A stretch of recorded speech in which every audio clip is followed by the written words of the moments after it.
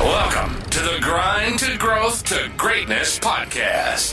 The best and brightest entrepreneurs, CEOs, creators, athletes. We'll talk to them all, and we'll get the good, the bad, and the ugly on how they made it. Decoding the secrets of success. And now your host, Terry Barr.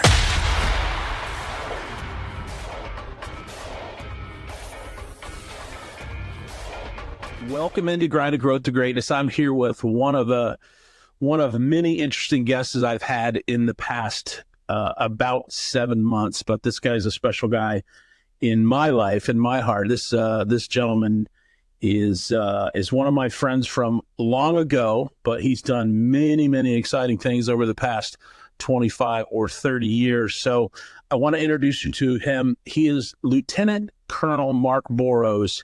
He is a past Air Force lieutenant colonel. He was a fighter pilot. He flew F16s, and he is currently retired, but he's working for Delta. And I wanted to have him on here because the more I get to talk to Mark, the more I appreciate his story and what he's been through in his life. He's very interesting. He's a very good orator. He tells great stories, and I hardly have, when I talk with him, I just ask a question and I get to learn so much. So I'm very excited to have him on. Lieutenant Colonel Mark Borocz, welcome to the show. Thank you, Terry. That was a very humbling introduction. You left the part about how in high school we got to know each other by you boasting that you were going to be the best player on the team when Jeff Schaefer and I thought we were running the show. And then a year later, guess what? You're the best player on the team. I was hoping you wouldn't bring that up. That was one of my... I was going to lead with that. You were going to lead with that. Get that off the table.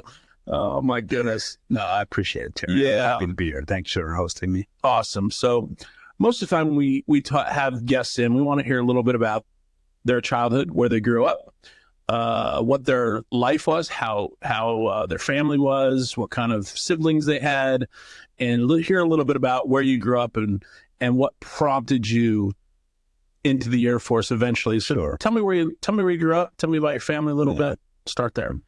Well, I'll steal a line from my favorite squadron commander of all time, because he used that as a way to introduce himself, and I think it's appropriate. For me, I was born at a very young age. And then I grew up to become a pilot, and that's pretty much it. That's the end of the story right there. That's it, huh? No, there's some important parts in the middle. I'm sure that's what you're querying about. Yeah. I grew up in a family on a rural street, 15 minutes from downtown Harrisburg, Pennsylvania. At the time, it felt like we were out in the middle of the sticks. Yeah. 4 boys. I'm the second oldest of the 4 boys. Okay. Traditional, and I'm very happy to report that it was a traditional nuclear family, mom and dad, 4 boys. Father was a banker, vice president of a local bank, and my mom was a homemaker. And the boys and I spent most of our days out playing on the streets, after the homework was done. And we were in a neighborhood filled with other young boys and girls. And so we had a traditional childhood from the 1970s era, which I think probably demonstrated for me, impacted me in a way that defined my life going forward. Yeah.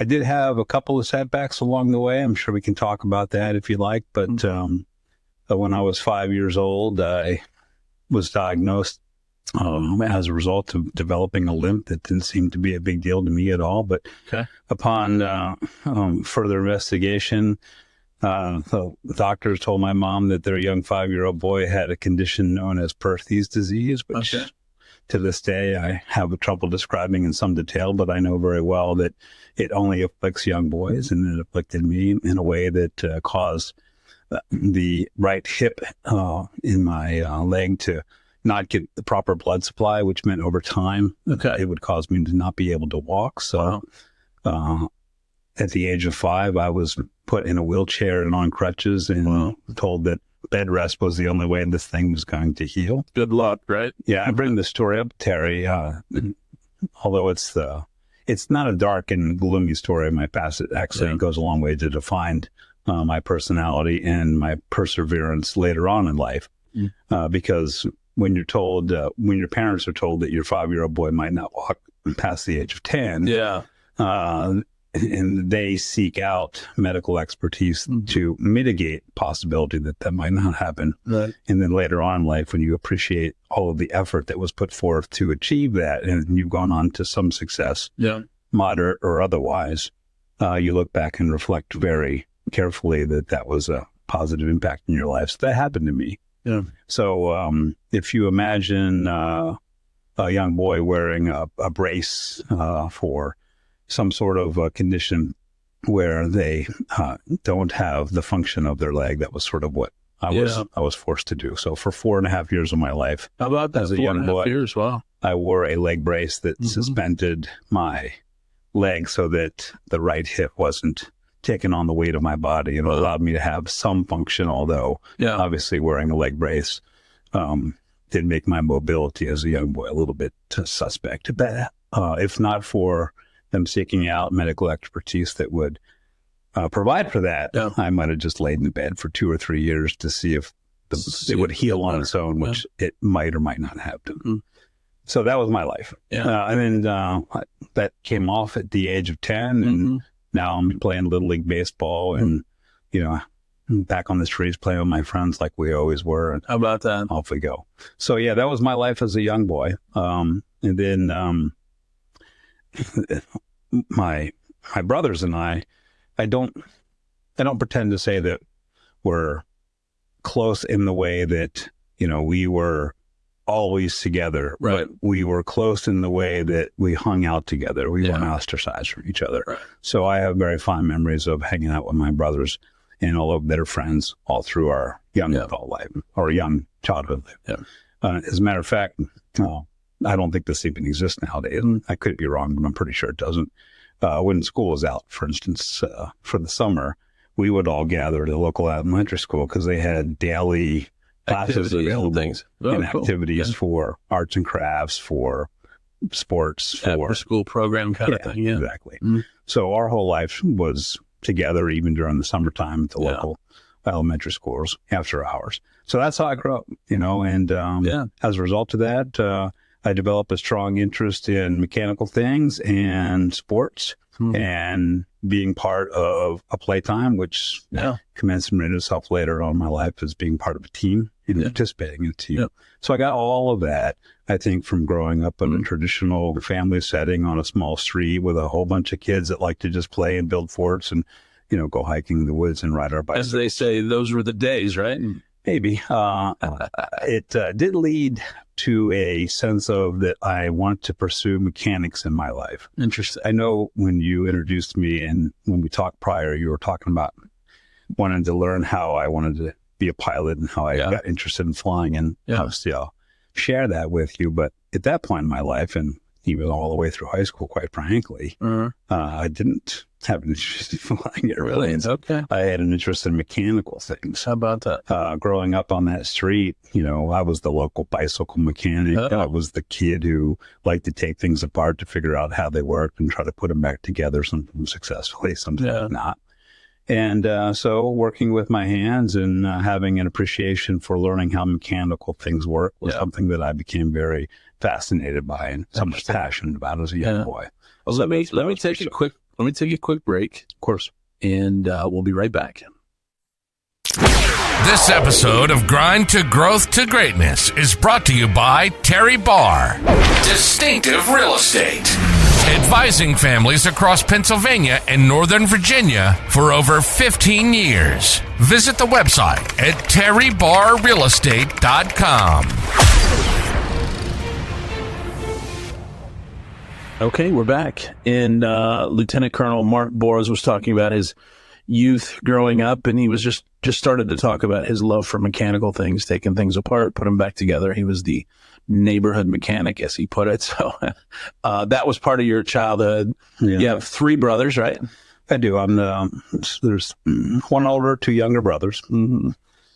And you were talking about being maybe not hanging out all the time, but you guys were together, whether it was after school or doing some stuff in the neighborhood, that kind of stuff. How many years between the the four of you, like youngest to oldest? Yeah. We're all just about 3 years apart. 3 years apart. Yeah. Okay. And where do you land in that? I'm the second to oldest. Second to oldest. Yep. Okay. My older brother, Michael, still lives here in South Central Pennsylvania with his 2 kids and now 4 grandkids. And there's me and my 2 younger brothers, Matthew and Mitchell. And mom and dad are still with us, right? They are. Okay. Fantastic. Now, tell me where you went to school, went to high school. Now, you and I know each other, so some of these answers, of course, I already know, but when I hear about rural Pennsylvania, as you put it, where you grew up, where did you go to high school? And yeah, well, I went to Redland High School. Obviously, with you, we were there 3 years together. And I want to pursue that a little bit more because what I studied there and what opportunities I had in high school made a huge impact for my life as well. But before I go there, my father, as you mentioned, he's retired now, but he was a banker. Yes. And the local bank, CCMB, later on in life bought out by PNC, but at the time, pretty significant local bank. Branches all over for sure. Pennsylvania. They sponsored the air show out of Harrisburg. And at the time, the Middletown Air Show, Harrisburg International, was a pretty significant air show. And every other year, it was big enough to host the Thunderbirds or the Blue Angels or something impressive like that. And because my father was part of the sponsorship or something like that. The bank that he was VP for sponsored the air show. Okay. That came with certain opportunities to, meet and greet the air show participants that you might not have if you were just a ticket holder. So as a young boy, I had opportunities to be around some significant high performance airplanes, and I was always very enamored with them. But interestingly enough, because I mentioned that I liked mechanical things, I never really was fascinated by the operating of them, but more how they operated. So I pursued this was before I went to high school. Okay. And I developed an interest in aviation or aviation related things, but it was mainly because I was fascinated by how they flew and how they were designed and how I might develop my life to be part of something like that. Never really dawned on me that I might someday fly them. I just wanted to understand how they worked. And I started building models of them like a lot of boys back then. When you weren't collecting football, baseball cards, you were building models. Most people were building ships or cars, and I was always building airplanes. So that's how I got interested in aviation. And it wasn't because I wanted to be a pilot, it was because I thought that I might pursue a mechanical life, pursuing aeronautics or aerospace related items. Well, that's interesting because you and I, like you said, we went to school for about 3 years together. We played baseball, which was kind of at least for me, my friends were mostly baseball players because I didn't grow up around here. So you were certainly in my circle of influence, my circle of friends. And I didn't know that about you back then. I knew that you were a great student and a great player and a good friend. But at that level, at that age group, I had no idea. And then when I started learning about you was when you went off to school. Yeah. And I'd run into your dad at the local Starbucks or whatever. And he would fill me, how's Mark doing? What's he doing? And he would fill me in on what was going on in your life. So it's interesting to see what happens after people go away. If there's not a direct plan. And in your case, you're telling me, hey, I wasn't interested, or at least wasn't thinking I was interested in flying planes. So no, it's true.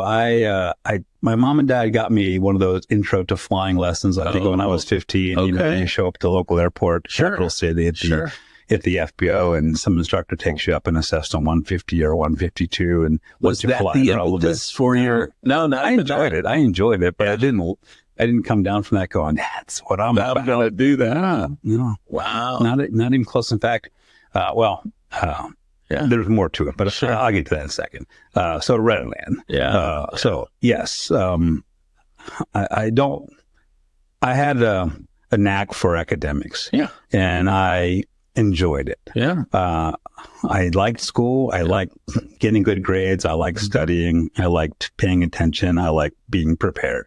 Yeah. So I did very well, I guess, if I can step outside my humility for a second. Absolutely. Yeah. Absolutely. At grades. But all of the students that I was surrounded by on the college prep, because back then, high schools had specific courses that you could take for college prep that weren't normally part of the curriculum for anybody who was just going to get the high school diploma. And I was part of that program and loving it. But the influence to me wasn't that, and a lot of my fellow students that went to that program, that went off to the Princetons and the Yales of the world, and maybe have done quite well in their lives as a result. That wasn't really the path that I was pursuing. I didn't really know it at the time. And what kind of steered me away from that college prep, go to business school, become a finance person or something like that, was that at the time, Redland still had shop classes. And all my electives outside of the college prep stuff was shop class. I did metal shop, I did wood shop, I did small engineering, mechanical. They even had a mechanical drawing class at Redland High School. To this day, I adore mechanical drawing. That's something. And I was actually in that class with you. Well, and, even if I'm just doing a project in my little personal wood shop at home, I'll sit down on my writing desk and draw it all out, just like I was taught back in Redland. So the influence of working with my hands and figuring things out, almost like the puzzle, is what steered me towards engineering. And so I didn't want to go off to become a doctor or a lawyer or, a finance person. And I probably would have failed miserably at all of that stuff. But I did have a knack for solving problems, and I liked the engineering piece to it.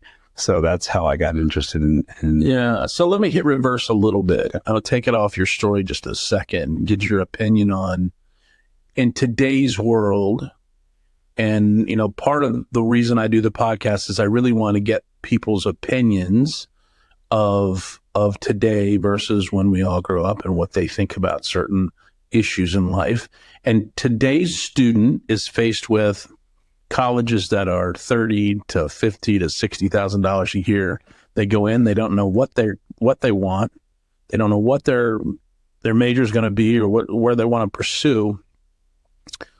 Are there any answers to that? And from your perspective, as somebody that really kind of dialed in early, kind of knew what he wanted to do, was prepping for that, and went there and did that. And then, of course, we'll get into the rest of your story, how you ended up in the Air Force. But what's your opinion about today's education system as it relates to the young people that are lost in the wash at the moment? Well, I don't want to come across as the kind of guy who's ready to put up the "get off my lawn" sign, out front of my house because the younger generation is lost and the planet is doomed and we're going off the side of the cliff. It's easy to think that way because I haven't gone through the struggles that maybe the younger generation is currently faced with. I didn't grow up with social media or iPhones or anything like that. That's right. No. And so it's easy for me to resist all of that stuff because it wasn't part of my life. But one thing that I would say that I believe to be true, that is a dang shame, is the folks that most of our youth, in my opinion, are almost brainwashed to the point where they think higher education is the only path in life. At whatever cost. And I don't subscribe to that. Now, I went to university to be an engineer, to be a lawyer, to be a doctor. This is a path that's required. Right. Otherwise, I sort of subscribe to the idea that university is for a classic liberal education, if you will. Sure. To study the arts, to study history, to study literature, to study philosophy. You get a classic, well-rounded, classic liberal education, and now you're a well-rounded, intelligent person. That is what education, in my opinion, should be and has always been intended to be. Nowadays, if you're somewhat disciplined, you can receive a classic, education on your own just by spending time with the, entire world at your fingertips. To go to school for the things that require the certificate, like in my case, to be an engineer. Okay, sure. That was the path that I had to pursue. The short answer to your question is, everybody listening, I'm sure, knows who Mike Rowe is, and he has it right. Yeah. The trades are important. I sit here right now saying that if I didn't fly airplanes for a living, I'd rather go be an electrician than sit at a desk somewhere, even though I maybe have some skills that could pursue a life sitting at that desk. And too many people, in my opinion, pursue an education that leads them to having a degree that really doesn't provide for any opportunities after the degree. Yeah, and I think that's when the brainwashing thing comes in. I mean, whether it's parents that have always been taught that college is important or college is the only way, and then they're passing that down to their children. I mean, that's happened for 100 years. And now we're getting to the point where, like you said, and I read a lot, I listen to a lot of other podcasts, and I think it was Simon Sinek, if I'm not mistaken, said something to the effect that, you can get a college education in half the time on the internet by yourself if you're focused. If you're focused. And that's self-focused. And to me, to get kids coming out of college with a $100,000 or $150,000, in some cases much more than that dollar debt, and not have any idea what they're going to do, no wonder the government's talking about, hey, we need to relieve some of that debt. That's part of the problem with kids right now and their mental health. I mean, coming out of college, you have nowhere to go. They have no job. If they get a job, their expectation is like they should make $100,000 a year right out of the gate. And we know that's not always the case. So I just was. Yeah, well, it isn't the case. And I don't think it necessarily should be the case. The expectation that because you have a degree means that you're a six-figure earner from day one is just ludicrous. College education, at least in my discipline, is just demonstrating the propensity for higher learning. Sure. And then you go get a job and you actually learn how to do that job on that job. As an engineer, I had really no clue about, energy management and designing airplanes that, cater towards being able to sustain or hold energy until I went to work for a defense contractor who specialized in such things. Yeah, so I just knew how to do math and I understood engineering principles. And then I received my on-the-job training once I got to Northrop, which is who hired me out of college. So let's reverse that back a little bit. Reverse the tape a little bit, jump back. I know we kind of got off at education for a second, but I thought it was important. But out of high school, you decide to go to college, correct? Where do you end up in university? Well, as you know, I did okay in college, or in high school rather, as a baseball player, but can't talk because I'm sitting down, but look at me, I'm 5'6", and I don't have that big of an arm. You're not second best. You're a good size. I could play middle infield for a state championship winning high school team, but I wasn't going any further than that. But I did have aspirations of maybe playing college baseball for a decent team. And since I grew up going to Catholic Mass, Notre Dame was something that I really wanted to pursue. And my father went to a Catholic university just south of the border in Maryland. And unfortunately, to my discredit, my college application process as a senior in high school took a back seat to some other personal stuff. Neither here nor there. So I ended up not going to Notre Dame, although they welcomed me in as a sophomore and put me on standby, as a freshman, in case somebody got hit by a train or something like that. But unfortunately, that didn't happen. I guess fortunately, that didn't happen. Yeah. So I ended up going down the street in a small engineering school in Northeast Indiana called Tri-State University. Tri-State, sure. Yeah, I know it, yeah. They've renamed themselves years later to Trine University, but at the time it was like 85% engineering, just a couple of thousand students. Anything that I would do there as a freshman would be directly transferable when I had planned to go to Notre Dame as a sophomore. Sure. And so I ended up matriculating there after high school. Before I finished that story, let me sidetrack to say that I was interested in going in state, but I wanted to be an aerospace or an aeronautical engineer. And at the time, most of the Pennsylvania schools, Penn State included, were only the top four, mechanical, civil, electrical, chemical. So to find an aeronautical program, I had to go out of state. And so that's why I was pursuing this school. Plus Notre Dame was chief among my schools that I wanted to attend. Yeah. They recommended, and that's why I ended up going to the school. And then my first year there, I met a girl and I joined a fraternity and I was only attending class with 70 students versus 700 students. Right. And I fit in. So I ended up staying there for 4 years. How about that? So When you decided to go into, for aeronautical engineering, was that a self-prompted thing for you? Did you actually know that I think this is what I want to do?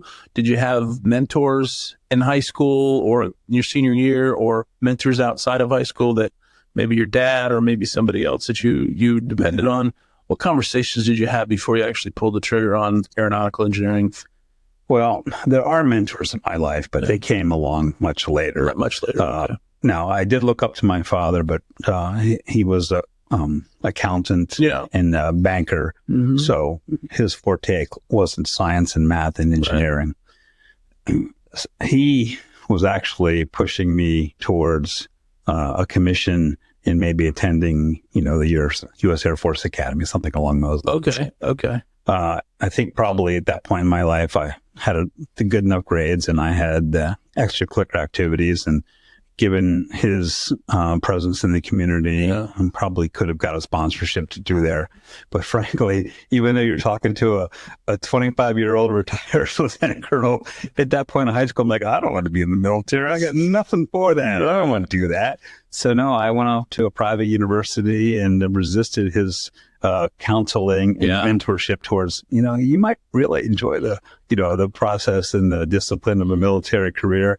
And I didn't want to do it. So I went to the small university and then did 4 years there. And then a couple of years after I got out of the university, I ended up in the Air Force. I tell you what, and I know your dad and I know you. And so I know you in high school, you go away to college. I don't know where you go, but I run into your dad all the time during that period of time. And I swear he's got stories that have molded my memory of what you went through. And part of that was, I thought Mark applied for Air Force and didn't get in. And then he went away to aeronautical engineering. I think he would talk to you about this.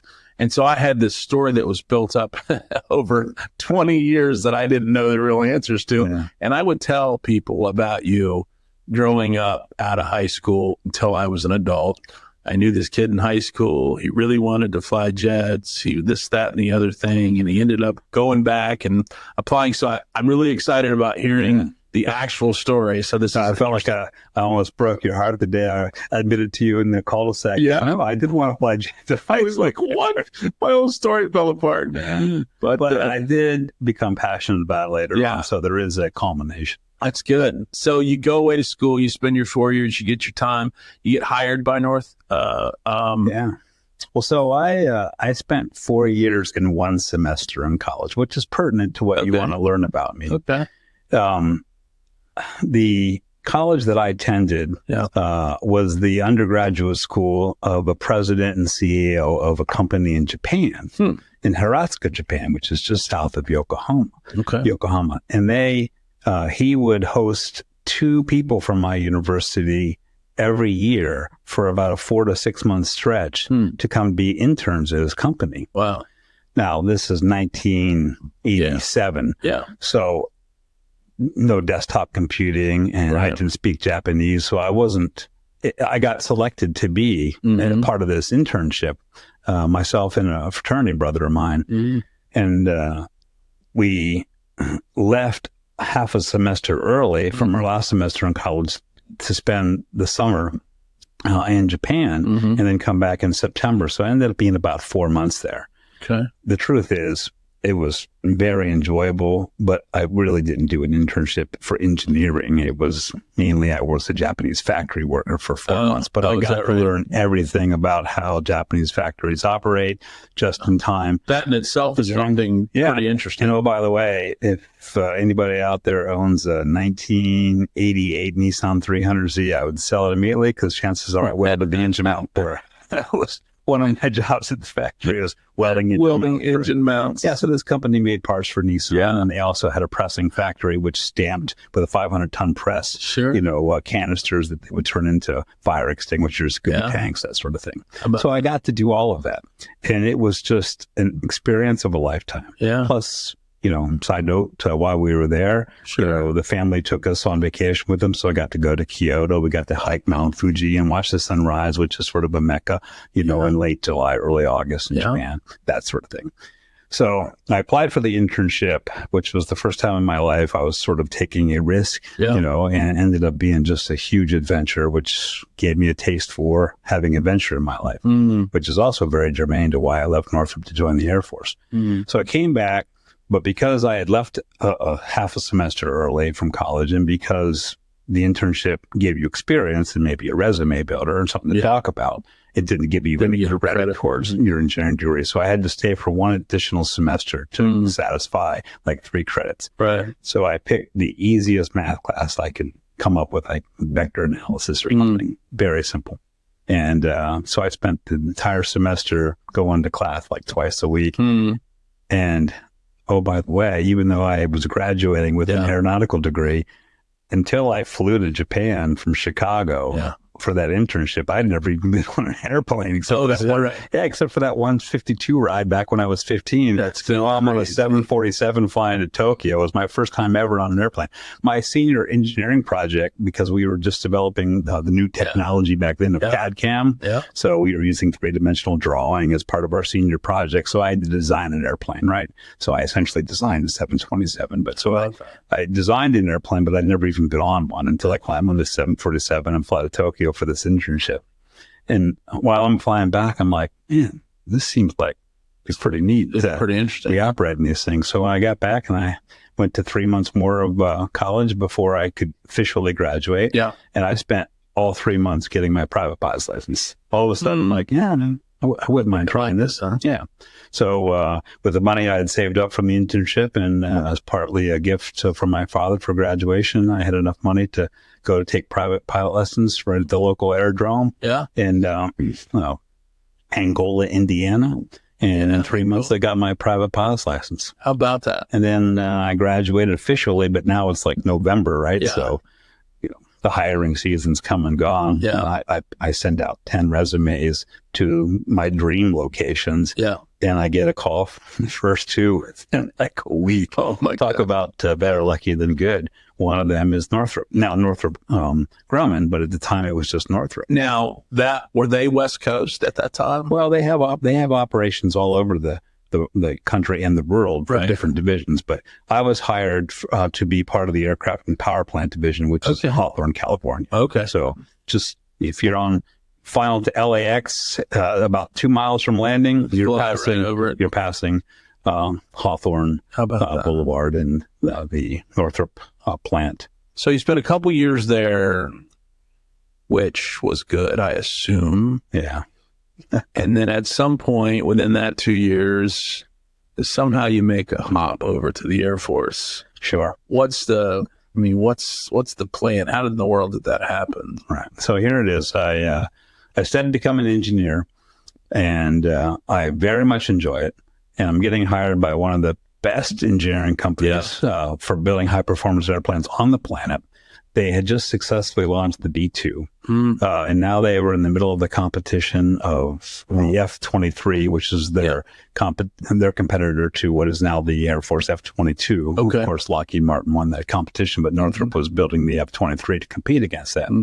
And so they were in a hiring frenzy for young engineers, and they bring me out there from this small, Indiana Midwest university. And I'm surrounded by the likes of guys from MIT and Cal Poly and USC and Stanford. And, they all have 70-pound nuggets because they have so much knowledge in their brains. It's got to weigh 70 pounds just to contain it all. And I couldn't program my way out of a wet paper bag, but I knew how to solve problems and fix things. So they hired me into the performance engineering department, which included wind tunnel testing and modeling, which I adored. And that meant that I got to go on trips to do wind tunnel testing. Places, all over the U.S. We didn't do it all right there on the plan. We would rent wind tunnel facilities around the country to go do modeling. Now, I didn't work on the F-23. I was brought in to be part of the Black World programs. Northrop was heavily involved in what kind of program was that? Black World is a way World, to describe top secret special access type stuff. Yeah. Most of it's probably still classified, so I don't want to step over. No, I'm not. Don't want you. But most of I talked about the part of the job I really liked. Yeah. But 80% of my job, frankly, Terry, was I'm in a cubicle with a cubicle mate. Nice guy. I'll talk about him in just a second. and no desktop computing back then, just mainframe stuff. So you would put together the program that you wanted to run for whatever analysis you had to do for whatever widget you were designing. And then you would hand it to the computer guys. They would run it to the mainframe, give you the results, and you spend all day at your desk trying to analyze the results. And it wasn't really that sexy, and it wasn't really that enjoyable, and it wasn't romantic. It wasn't, being on the flight, ramp with the white lab coat and the clipboard and smelling JP8 and analyzing the airplanes. It's not like you see on TV, I guess, huh? For all you pilots out there, I was the guy creating those chase-through charts that we all hate to calculate takeoff and landing data. That was my job. That was your job. It wasn't really that fun. Okay. But about, I would say, 9 to 12 months into it, being paid really well, living in South Carolina, living in Southern California.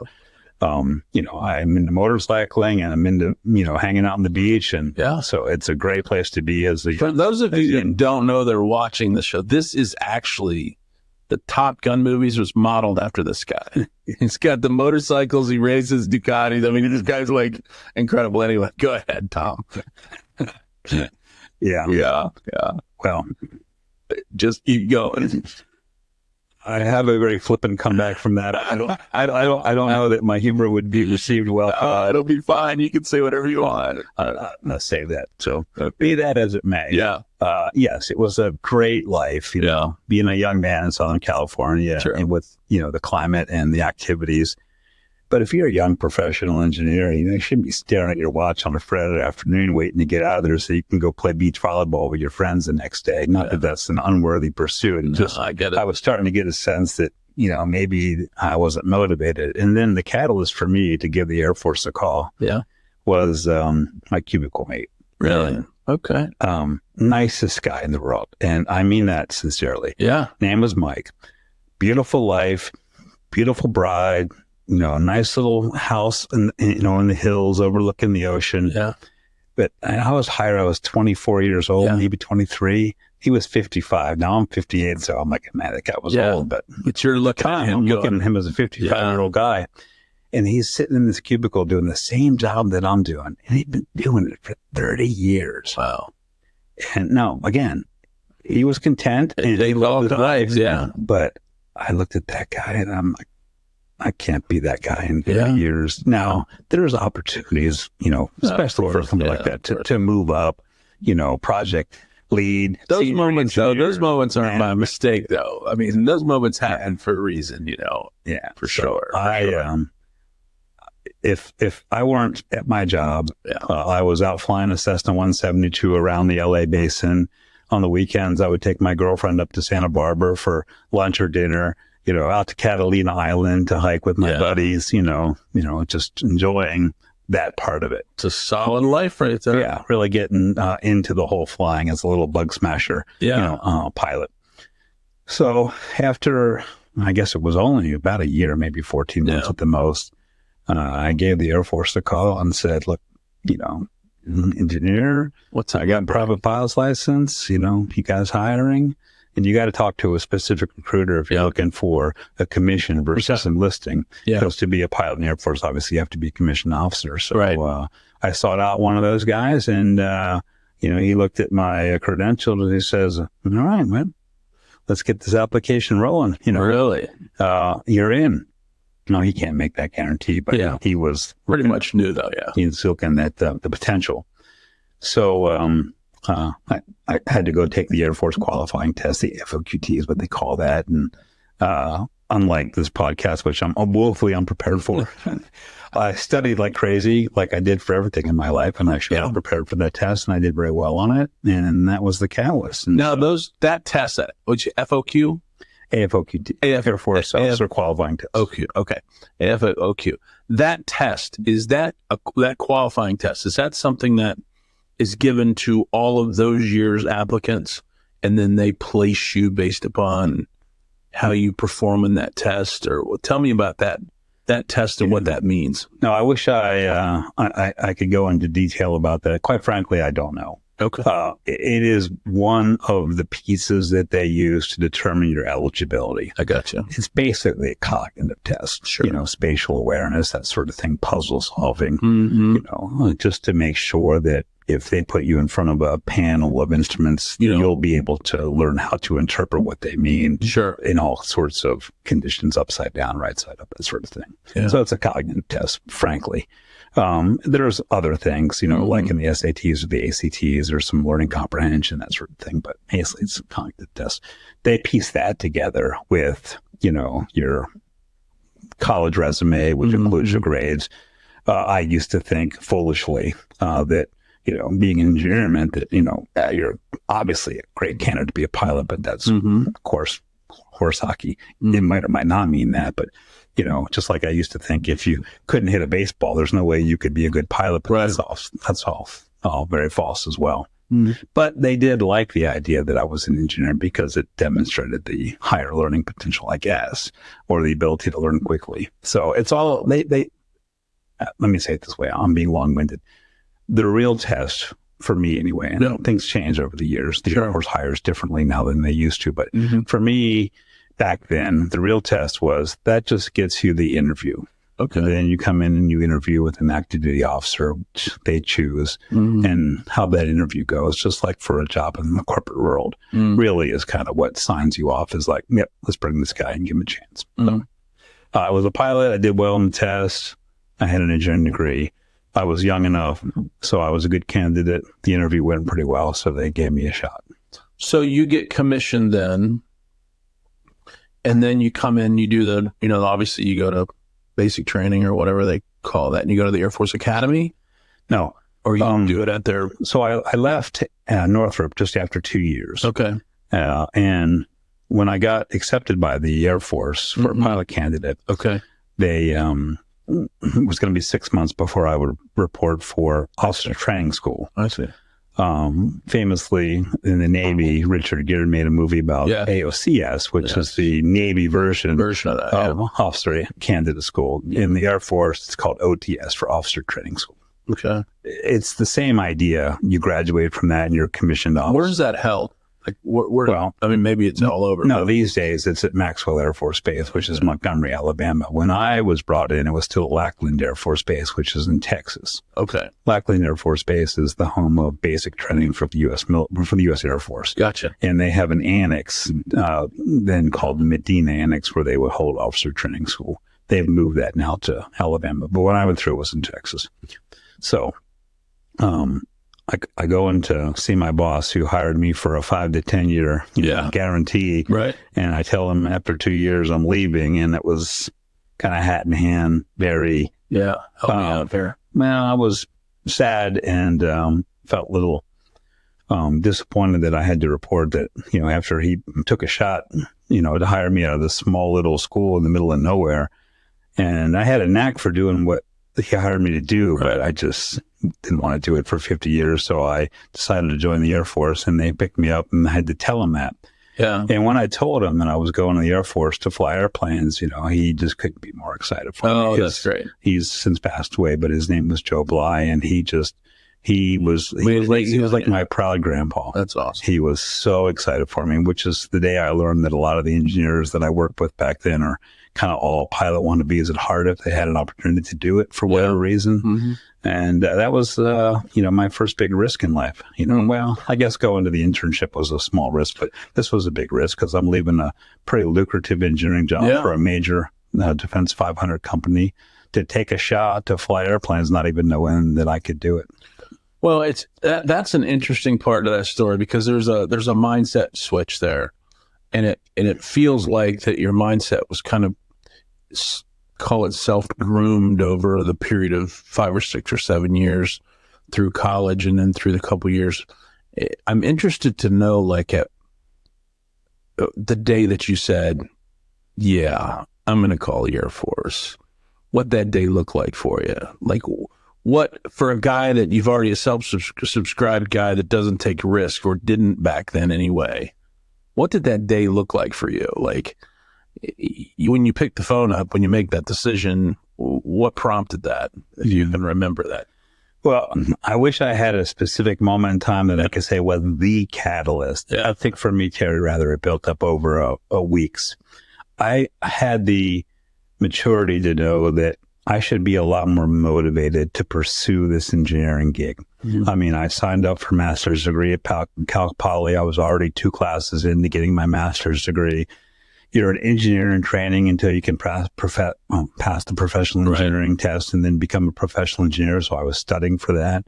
So I was doing the right things, but I just didn't seem nearly as motivated as always been in my life towards anything, whether it was sports, whether it was grades, whether it was, just, an opportunity. I just didn't come to work motivated. And so after about 12 to 14 months, I think it was the old, looking at my watch, going, is there a way I can get out of here 30 minutes early to go ride my motorcycle and hang out with my girlfriend and then go play volleyball on the beach?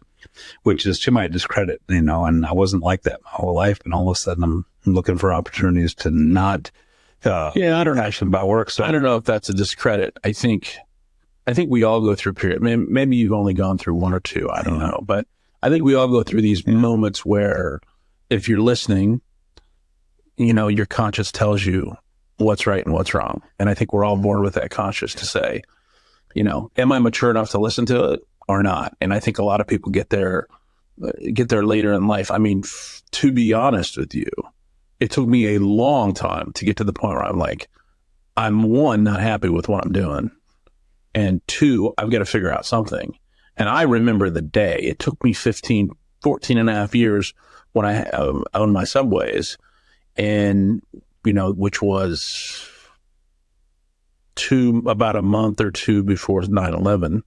I'm standing in the mall at my brand new Subway, looking inside the store out.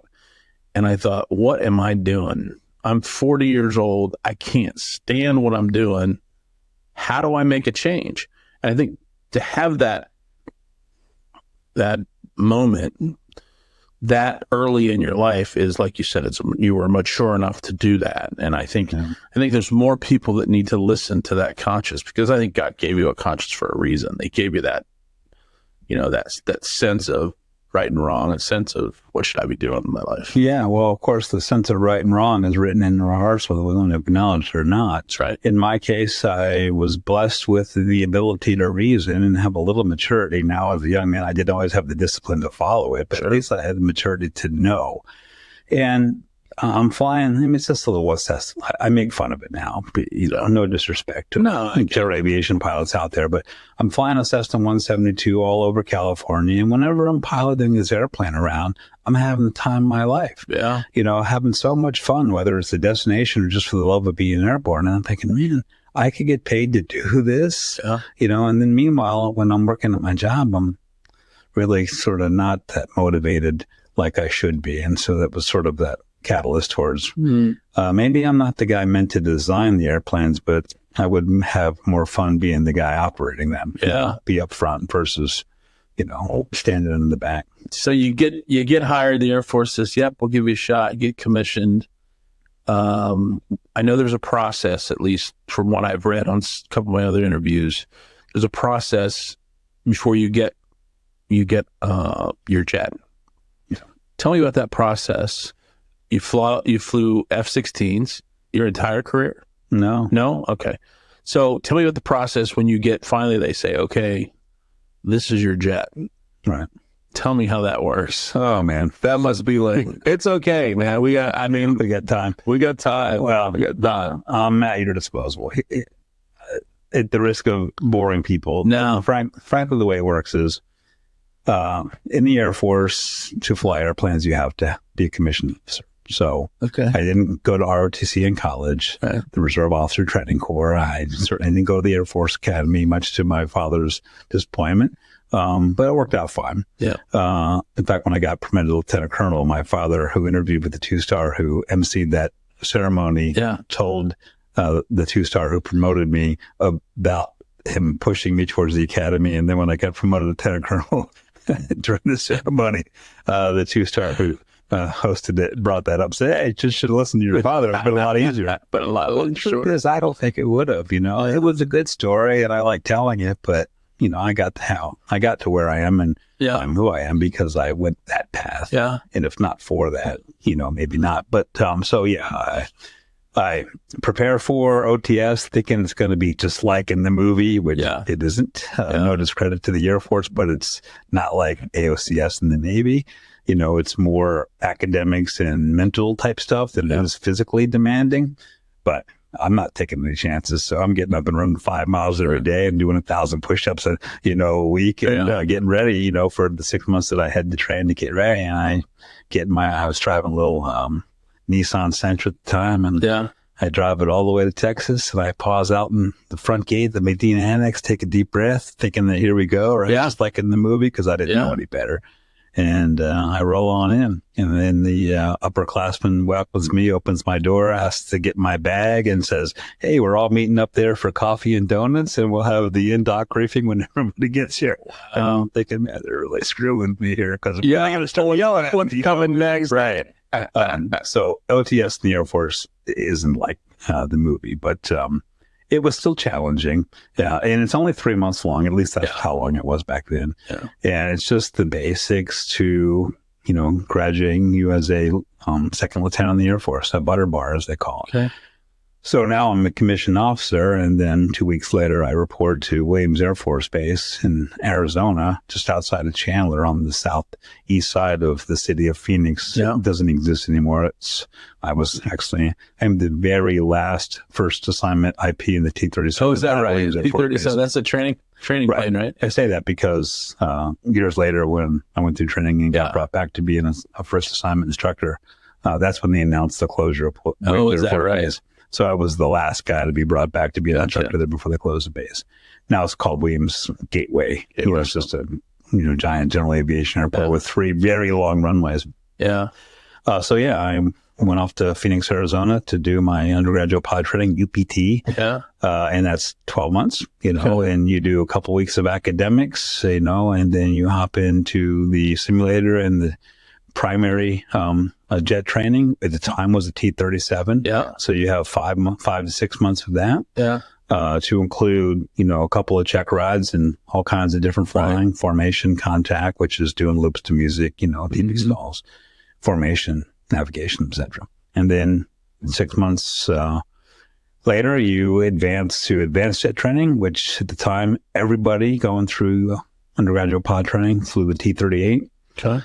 Famous because that's the airplane that you see chasing the space shuttles, sort of. Oh, is that right? Yeah, it doesn't have the Talon designed by Northrop Grumman. How about that? Company that I was working for.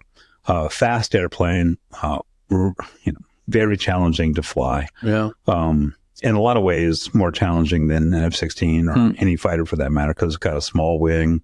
Really base and really no slats. The engines are very responsive. It lands at 180 miles an hour. So it is a 6 mile a minute airplane versus you were just spending your whole life going 2-3 miles a minute. Now they put you in this little white rocket, all right. So welcome to the Air Force. We expect you to get competent and proficient in this airplane, and you have a certain amount of flights to do so, and that's the standard, right? So. As the saying goes, you could teach a monkey to fly, but if you only have, 6 to 10 flights to become competent, and that's the standard, well, that's what you have to meet. So it's very intense, at least it was for me, to show up prepared every day, because in addition to the flying in the simulator, which is emergency procedures, you had daily stand-ups you had daily academics, and etc. So it's a fire hose, sort of a year for you. So did you find that of course, maybe minimally, but did you find that your experience behind the sticks of your Cessna, did that help to translate some going into jets? I mean, I know it's a different type of aircraft, but did it give you some sort of comfort or no? Interestingly, no. No. Okay. At the time, the Air Force changes. This seems like almost yearly, but at the time, if you came into pilot training and you already had a pilot's license, you didn't go through a program that they call pre-screening. Oh, okay. For those who didn't have a pilot's license, before you showed up at pilot training, you had to go through a pre-screening program. Gotcha. And they've hosted that at different air patches around the country. But, essentially you fly a Cessna 172 and you're taught by Air Force contracted and or active duty instructors. Gotcha. And you get a smash course in, operating a Cessna 172 to the point where you can solo. It doesn't lead to a pilot's license, but it demonstrates to them that you have the ability to learn at the pace that the Air Force is going to require you to learn if they're going to send you on to spending all that money in primary and advanced jet training. That was way for me because I came in with a pilot's license, so I went right to T-37s. Mm-hmm. So no, I didn't feel like it helped, except for I understood looking at, an ADI or the aviation instruments. Back then it wasn't all digital. We had round dials for everything. So I had a basic working knowledge of that, and I had a basic idea of spatial awareness. So I guess in some way that was helpful. But the reason that I think it worked out well for me had nothing to do with that per se. It's just that I was the kind of guy that was never going to show up unprepared. So I chair flew everything all the time. And I studied like crazy, and I had no life because I had taken this risk to come do this. And there was no way I was going to not succeed. Do you remember your first flight? Yes. It's called the dollar ride. Oh, that's right. The dollar ride. Yeah. Famous because you have to give the instructor $1. And I know about that. Okay. Yeah. That's awesome. That's kind of a grimy little tradition in a lot of ways. Yeah. Back in, I graduated in class of 9107. Yeah. So, March of 90, when this would have been taking place, it was a different world. So that dollar is not something you're probably going to display on the, on your I love you wall nowadays, because they could be a bit vulgar, but it was still kind of a special thing. Yeah, for sure. And that dollar ride was really just an intro flight, right? No expectations whatsoever. But in the very next ride, they started expecting things from. Yeah. So that's interesting. Just generally speaking, to go too deep into it, but what did that first flight feel like for you? I mean, you took this big risk. You go through all the everything, and you're there, and now you got your first flight. What did that feel like? Do you remember that memory at all? Or I do, mainly because we had to go through a lot of physiological training in anticipation of that first flight. Because in an Air Force high performance aircraft, unlike when you're flying around the world in an airliner, or even in my little 172 Piper Warrior type flying, you're always straight and level. You bank in the airplane, maybe 20, 25 degrees of bank. Now we're talking straight up, straight down, vertical, and that three-dimensional environment can wreak havoc physiologically on you if you're not ready for it or otherwise aren't accustomed to it. Mm-hmm. So much so that at the time, I don't know how it is nowadays, but at the time, most of the people that couldn't succeed is because they had a problem with not being able to... the physiological part of it. Yeah, they couldn't not get actively airsick, given the three-dimensional environment. And the airplane that I flew in primary jet training is unpressurized, no air conditioning, on a hot Phoenix day. You got everything going. We didn't have a parachute like we do in our modern day ejection seats, in the actual seat. And all I did was strap into the seat with a harness. Back then you wore your parachute, which weighed like 80 pounds. So you had that all going for you. Wow. It's upright seating position. So it's a very hot and exhaustive environment. Yeah. But I say all that because for whatever reason, that never was an issue for me physiologically. I'm glad about it, but I was very anxious about it because we've been told this is a real problem for a lot of people. Sure. But it ended up not being a problem for me. So I ended up just having the time of my life. It was the first time I'd been upside down in an airplane, and I just thought it was amazing. Everything is relative to where you want the nose to go on the airplane and the horizon. It's just something you reference to, keep in mind once you need it. But well, I guess, and again, I don't. The last interview I had with somebody that was a pilot, I made sure she knew I have no experience in flying planes whatsoever. So if I'm out of line here, you can just tell me. But with a high performance jet like that, I mean, time speeds up so fast. I mean, you make, you're going towards the ground. You're not going at 50 miles an hour. You're getting it. So did it take a while for you to kind of adjust to the speed of things and the spatial awareness of where that got you and how fast it got you there?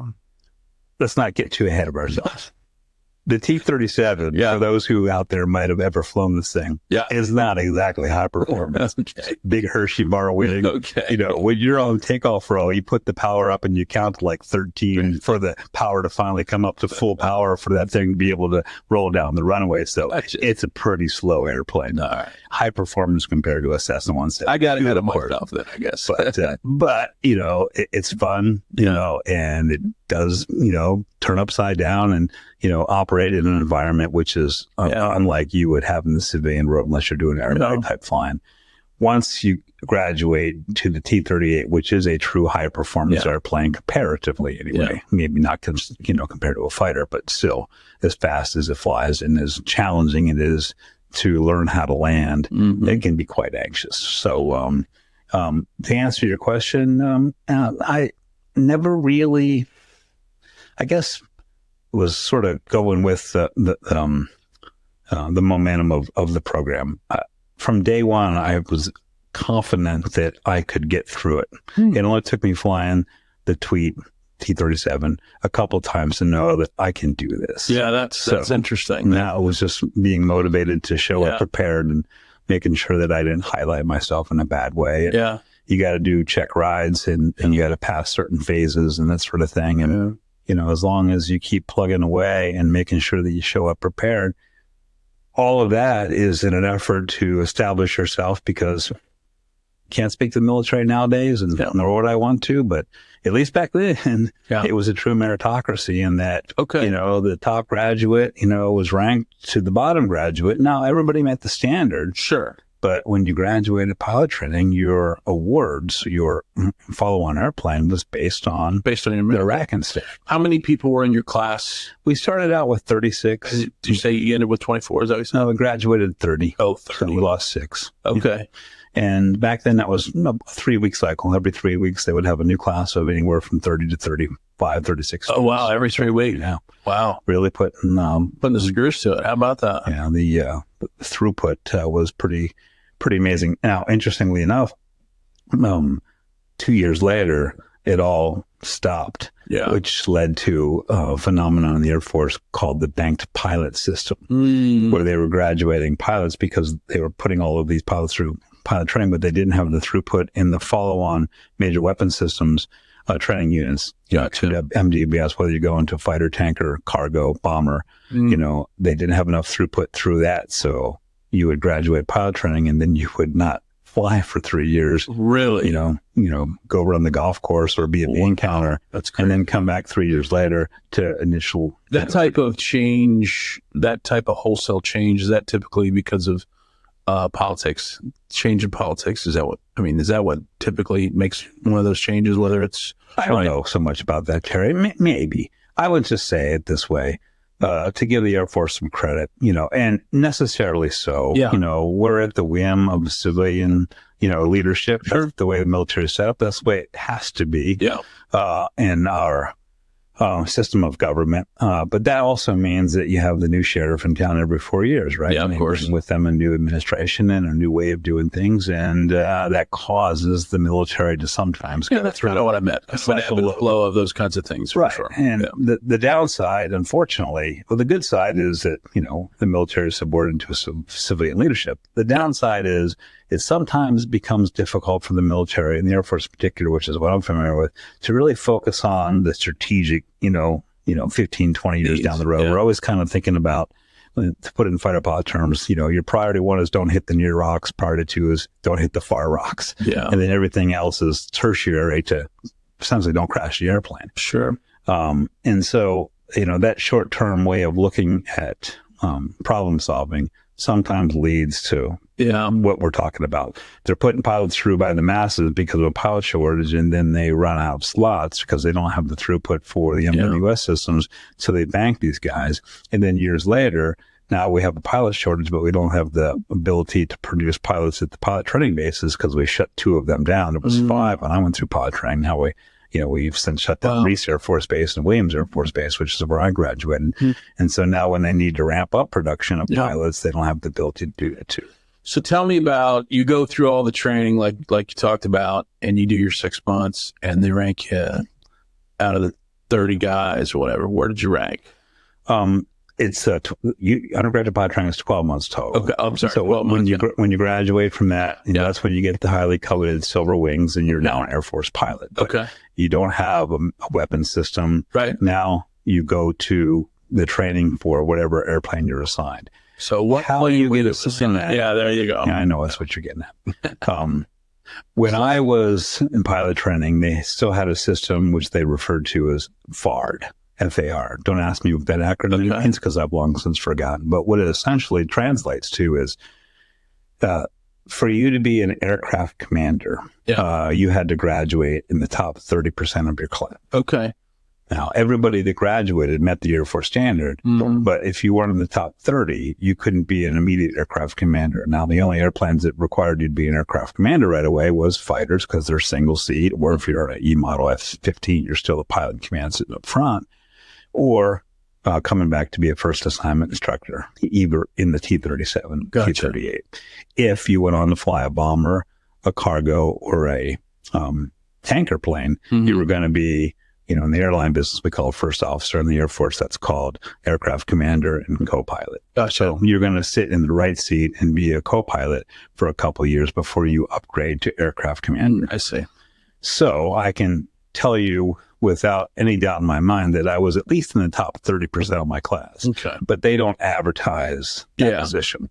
Years later, you knew exactly where you ranked because they changed the way assignments got handed out. So more detail than you care about. But back then, your assignment was given to you based on, yes, what you asked for, but also what your squadron commander thought would be a good fit for you, and based on what the Air Force needs were. I mean, every drop didn't include every single airplane.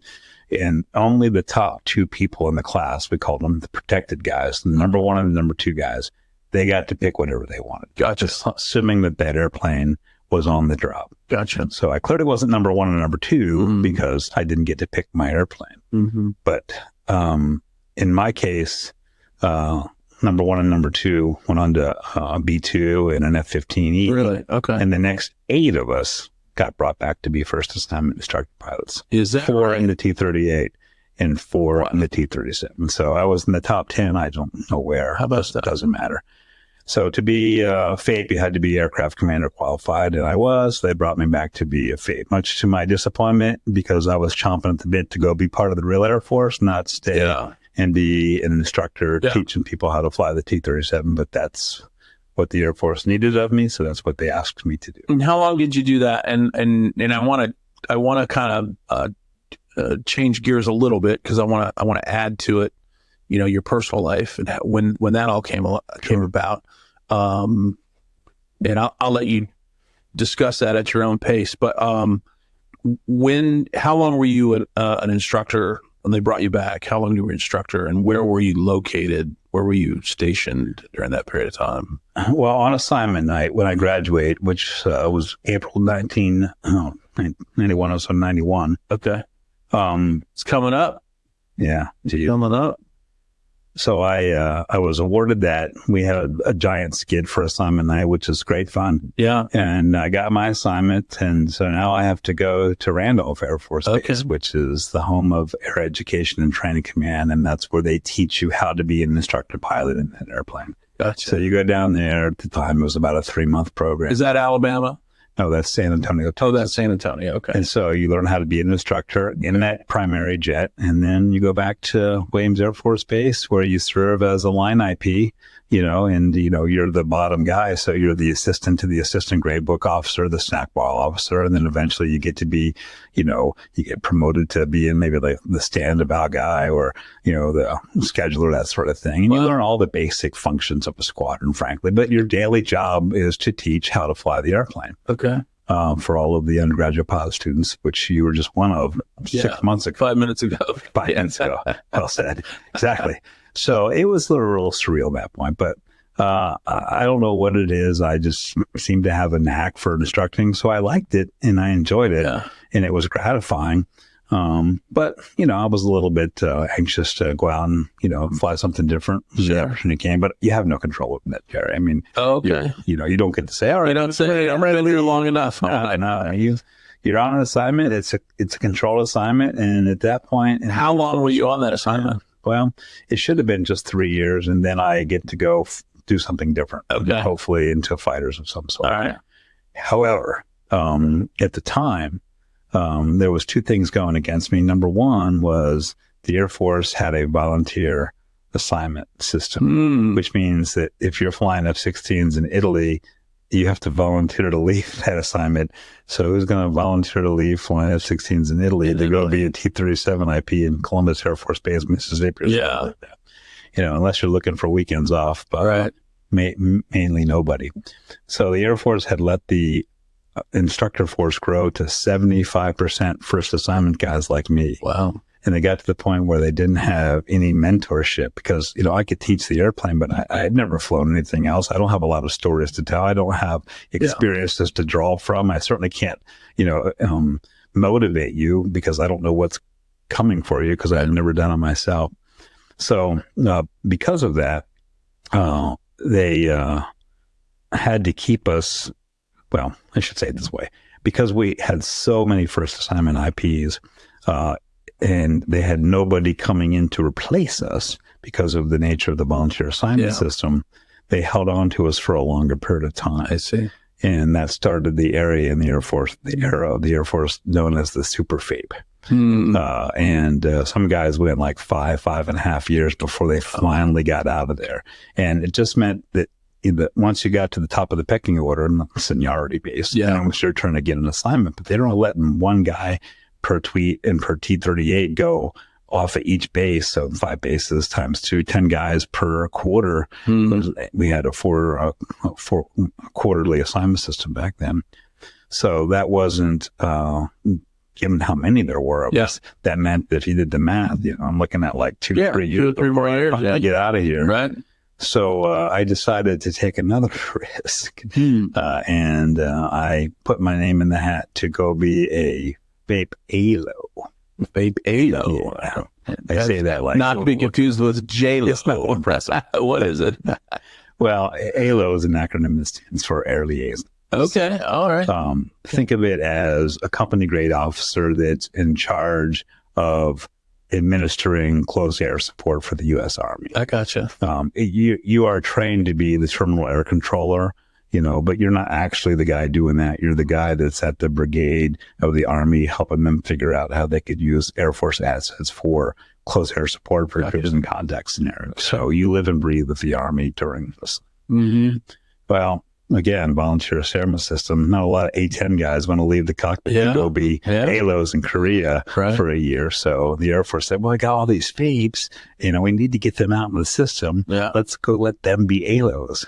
Even though I had never flown a fighter, I did know a Mark 82 from the CBU, and I was now going to go be in charge of controlling close air support into P518, which is the prohibited area that defines the embarkation zone between North and South Korea. I see.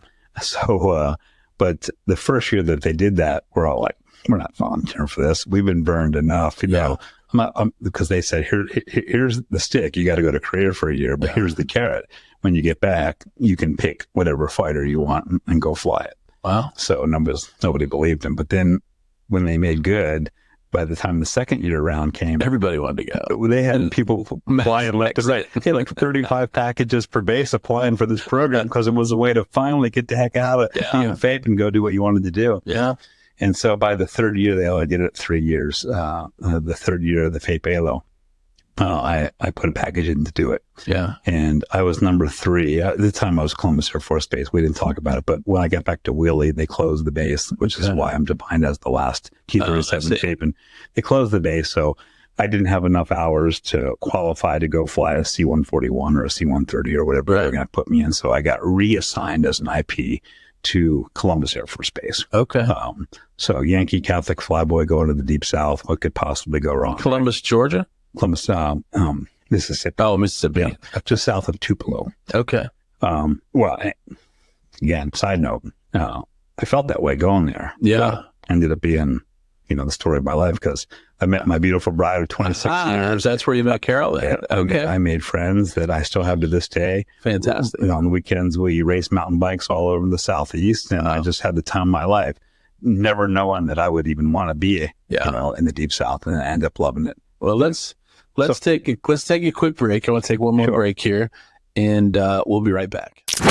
This episode of Grind to Growth to Greatness is brought to you by Terry Barr, Distinctive Real Estate, advising families across Pennsylvania and Northern Virginia for over 15 years. Visit the website at terrybarrealestate.com. Okay, welcome back. We're back with Lieutenant Colonel Mark Borocz. He's just talked about his move to Columbus Air Force Base down in just below Tupelo, Mississippi. Is that what we said? Yeah. And he was just talking to us about this is where he met his lovely wife, Carol, and where he started his next assignment. So, So Mark, jump back in. Yeah, Sorry for the break, but that's okay. no, it's all good, Terry. I feel like I'm being a bit long-winded about all this. It's special memories to me, but the point of it is this. I was really anxious to go do something else in the Air Force that I felt like mattered. Right. And this was sort of an opportunity to get there quicker than just sitting around. Kind of a shorter route to where you wanted to go. Yeah. And it included an adventure, go to Korea for a year, do something that I'm not qualified to do, but the Air Force is going to train me how to do. So there's a skill set. Plus, living in Korea is a bit of an adventure. Sure. There was one setback. I was number 3 out of like 17 guys that applied. Yeah. So I thought, well, I'm not going to get it because I'm number 3. Yeah. 2 weeks after I was married, which was March in 1995, the squadron commander calls me in and says, "Hey, you remember that Fate Bay little things that you applied for? Well, number 1, this is a proffer. Number 1 got his wife pregnant, so he doesn't want to go. And number 2 is declining it, so it's yours if you want it." Wow. And I'm like, Colonel Giannakis was there. I'm like, "You remember that wedding you were at 2 weeks ago? Maybe I should go talk to her. Yeah. See if she's going to be okay with me going to Korea for a year, because it's a remote, unaccompanied assignment." Oh, is it okay? Bring your family. Yeah. So, Carol and I talked about it. Yeah. She said, "Yeah, of course you have to do it. If that's what you want." She was supportive that way in my entire life, certainly in this case. And lucky for both of us, we had a house on base. Her father worked on the flight line as an electronics specialist. Oh, fantastic. She had grown up there, so she had friends, went to high school there and college there. She was very familiar with the deal. Yeah. Right. So me being gone for a year as a newlywed would have sucked, but at least I wasn't leaving her completely isolated from, her life. How long before? Well, I had 6 months because I didn't have to report until just before New Year's. Right. So you had time to get to know her a little bit before you left. Yeah, we did. And so I got to Korea to be a Fate Bailu for 1 year, and I meet two people that became dear friends.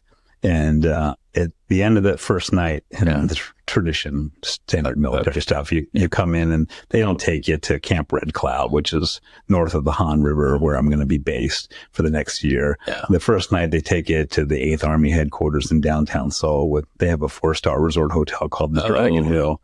And they take you out that night, and the Korean white wine flows like water. Yeah. So by the end of the night, Mary Jane and David Macaluso had me convinced this is awesome that I could have my wife there unaccompanied. Oh my God. Yeah. So Terry, I'm in Korea for one night, and I call my wife up stone drunk. I'm like, "Pack your bags, you're coming to Korea." She was like, "What?" I'm like, "Well, I have to ask the Air Force first, but I think it's possible. Are you in?" So she's like, "Well, I think so." Yeah. So I talked to the Air Force after I got settled in for a week, and timing was perfect. Really, they had us in bachelor officers' quarter owned by the Army, and they were looking to renovate it so that if they could kick people out of there, they were welcome to do it. So the Air Force allowed me to have a basic allowance for housing. I got an apartment in Uijeonbu, Korea, like 5 minutes off the front gate of Camp Red Cloud. And I had to fly her over there at my expense, but the Air Force supported her with privileges for not just medical and a NEO plan, which is important for evacuations of Gotcha. If things go south between North and South Korea, they need to evacuate, the civilian families. So she's part of that plan. And then she had privileges for the base as well. Wow. So within a month of me showing up, my beautiful newlywed bride of less than a year is now having the adventure of a lifetime living in Korea. So cool. Yeah. It was terrific. Very good. She was the only wife in the entire base, because the Army isn't allowed to have their wives there. In the Air Force, nobody else had, once Mary Jane and David left, she was the only woman there. So she was sort of the mother hen of the squadron in our day room, which is code for a bar, because we're not allowed to call it a bar because we were an Army base, but that's what it was. How about that's that? Where we all hung out after hours, the camaraderie of a squadron like that. And it's one of the things that I treasured about the Air Force, and she got to be part of it, for her first year together, for sure. So you're over there for a year, you come back. Fast forward a little bit. Tell me where we're at when we get back. Best call I ever got. Yeah. Well, at the time in my life, that was the best call I ever got, which was the Air Force Personnel Center, the fighter porch, the assignments guys saying, all right, we got all your paperwork for Korea. We just got to know what airplane you want. Wow. I'm like, that's the question. Yeah. Just need to know what airplane you want. I get to pick. Wow. So, side note is, my dream sheet graduating pod training was F-16s, big, sexy air-to-air fighter. Yeah. But at this point in my life, I knew I wanted an F-16 because of the multi-role nature, air to ground and air to air. So I said, no, that's the one. All right, we got it. No second or third choice, whichever one you want. Because we had now 2 years of knowing that they were going to make good. And, the other great part about this penalty tour for 1 year in Korea, which actually was one of the most gratifying assignments of my entire career, frankly, but leadership and personally.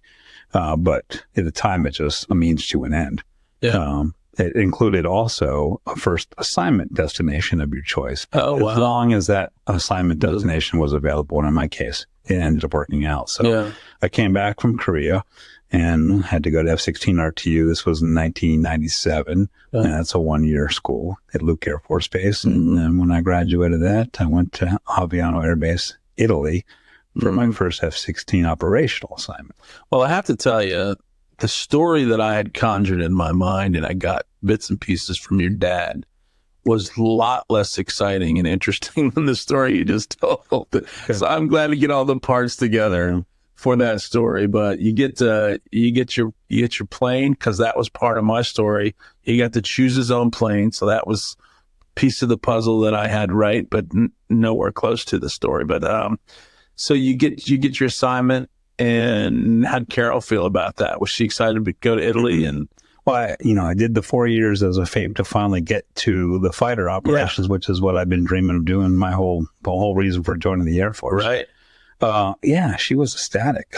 She was no small way the reason why I picked Italy, just to have a grand adventure. Terry, while we were in Italy, she went to university and became fluent in Italian. Is that right? Yeah, the first week that you're there, everybody goes through an indoc course, indoctrination, which is just to get you familiar with the local customs, get you familiar with the status of forces agreement, the SOFA, help you learn how to navigate around. We didn't have base housing, so everybody had to go out and live on the economy. So you had to figure out where you were going to live, rent a place, that sort of thing. But the last day of that 5-day indoc program, they would bring an Italian language instructor in and just give you a few basic phrases, how to say hello, goodbye, meet and greet people. Just a basic thing. And then she announced, and oh, by the way, if anybody's interested, next week, I'll have a 5-day course and you can come back and get a little bit more in depth in learning the language. Yeah. Now I had to go to work, but Carol's like, yeah, I'm going to come back and do that. Well, these two ladies became great friends. Oh, wow. Fantastic. And they ended up going to a lot of lunches and tea and coffees together. And then Carol ended up enrolling in school and learning the language officially. How about that? By the time we left, she was fluent in the language. So we'd be walking around the streets of Rome and, give me a couple of days, let my beard grow out and wear a leather jacket. And I can almost pass for a local. But Carol has fair skin and strawberry blonde hair and didn't really kind of fit in with the local scene. And somebody would walk up to me and say, hey, where's this or where's that? And I'm like, I don't know. Talk to the pretty redhead. And she started yapping at them in Italian and their jaw would just hit the straight. It was so much fun. That's just so yeah, we had the adventure of a lifetime. How long were you over there? 3 years. 3 years. 3 years in Italy. And that was you said that was your first operational deployment. Yeah. Okay. And what exactly did you do over there as an operational deployment? I mean, you fly obviously often, but did you have anything else that you were flying into different? Sure. Oh, I get your question. When I showed up in Albiano, this was in 1998, February. You know, it was the tail end of Bosnia. Mm-hmm. We were still engaged there, but it was no longer a conflict where we were being shot at. Mm-hmm. But we were still doing operational missions there. So from day one, after you got through mission qualification training, you were doing contingency operations. Mm-hmm. And then that was also the year that the Air Force decided they're going to start deploying European fighters. So the F-16s in Albiano and the F-16s in Spangdahlem, which normally were just held to do operations in Bosnia. Now they're going to start deploying them to do Operation Northern and Southern Watch. So a few months after that, I'm deploying to Turkey where we're doing Northern Watch out of Insular Turkey, Northern Iraq. And then we would deploy to, Kuwait to do Operation Southern Watch. That was mainly patrol. It was combat operations, but you immediately got shot up by some AAA every now and again. It wasn't really very threatening, quite frankly. But in the middle of all of that, in my 3-year tour, was when Allied Force kicked off. That's when we had the Kosovo and Serbia, shooting match that lasted for a couple of months. And that was fairly intense in that it was a proper, shooting match in that we were dodging SA-3s and SA-6s just about every time we went in the theater. In fact, my squadron commander got shot down. Oh, really? Yeah, famously. During that match, we were doing missions in and about the Belgrade area, which is the capital of Serbia. Yeah. But before we could get our bombs on target, we were getting launched at by SA-3s. And so we would do air-to-air missile defense maneuvers, which invariably meant that you would jettison your bombs to maintain energy so you could beat whatever was shooting at you. Gotcha. For the guys on the ground meant that they won the day because now our bombs are being jettisoned off the airplane. So the Air Force conspired to kind of figure out how we could target some of these sites, especially the more mobile ones, and then maybe eliminate them. So we didn't have the sensors that I retired with at the time. So we embedded 4 F-16 strike airplanes out of Albiano with 4 F-16 seed platforms out of Spangdahlem in a classic Wild Weasel type Vietnam era tactic, where we would go in and get them to purposely threaten us so that we could try to discover where they were. And then the Spangdahlem guys could get a basic idea of it using their sensors. And then we could put our targeting pods near that area, especially if they shot, whether it was a hot spot, and then we can roll in and maybe destroy that site before it picked up and left. So during one of those missions, led by an old friend of mine on a mission check ride. Oh boy, Jammer, no disrespect, I love you, brother, but he's on a mission check ride with the squadron commander doing this very intense mission, and they get lit up by a bunch of SA-3s. And my squadron commander at the time, David Goldfein Fingers, who ended up being the chief of staff of the U.S. Air Force, but at the time he was squadron commander in the Triple Nickel in Italy. He was the wingman that day for Jammer number 2 of the 4 ship because he was giving him, as a flight examiner, a check ride. Wow. And they got lit up by some check ride on a mission. Yeah. How about that? We did that back then. Mission check rides. Yeah. In the fighter business, you get 2 check rides every 17 months. One is just basic navigation instruments, qualification to fly the airplane, and the other one is, can you do the mission? It was always sort of confusing to me why, if I'm actually doing the mission every day, if I'm doing it successfully, that I need a mission check ride, but that's how we did it. So he's on a mission check ride. And this happens, and Fingers gets shot down. The SA-3, he was defending against one, and another one came up from behind, classic ambush tactic. Now, at the time, we didn't admit all this. It was reported after the war was over, but... So the one that detonated in the SA-3 had a pretty big warhead, so it detonated close enough that it took out the engine and the hydraulics, so didn't hurt him. But it was now a 40,000-pound glider, so he's heading towards Bosnia to save ground, but far enough away from it, he's not going to make it. So if I were in that situation ever, I'd only pray that I had the presence of mind to be as calm, cool, and collected as he was that night, because his last announcement to the guys was, "All right, boys, I'm out of here. Come and get me." Come and get me. And then he ejects, And so now Jammer, my friend, is going from strike leader to on-scene commander for a search and rescue mission. The same night, I was driving my 2-ship down the Adriatic to go do CAP in Albania, looking into southern Kosovo, which we did every night, to include CAPs over Bosnia and Sarajevo and Tuzla as well. And so the whole shooting match gets turned off, and I now get rerouted to go CAP over Tuzla, which is the closest CAP to where they think the airplane is downed. Oh, headed, yeah. You know, thinking that with I'm carrying 4 GBU-12s, which are 500-pound class laser guided bombs, thinking that they're going to commit me across the border to go blow up the remains of the airplane to eliminate any classified material being discovered, that sort of thing. Now, that never happened, mainly because we never really had a good working knowledge of how close, you know, Goldstein was to the airplane. Obviously, we're not going to go put bombs down on the airplane if we don't know he's far away from it. But so, yeah, Jammer spent the whole night doing the on-scene commander, leapfrogging his remaining 2 guys to and from the tanker. Wow. And by about 7:30 the next morning, you know, we had Goldstein back at the base in the triple nickel bar, all doing shots of Jeremiah Weed to toast our downed survivor being rescued. Goodness, what a story. Yeah, and Jammer, to his credit, got a Silver Star with Valor for that effort. How about that? Very cool. You know, if we met him at the bar later, I'd say, well, let me get this straight. You're on a check ride with a squadron commander and to get shot down. And not only do you pass the check ride, but you get a Silver Star? Come on. How's that happen? That's great. No, he well deserved. I mean, I can't imagine being in that situation. Yeah. There's a whole bunch of other stuff that you don't care about that made it difficult for him, whereas it didn't need to be that way if it weren't a whole NATO project and all of the idiosyncrasies that come along with, you know, the coalition forces that we had to operate with.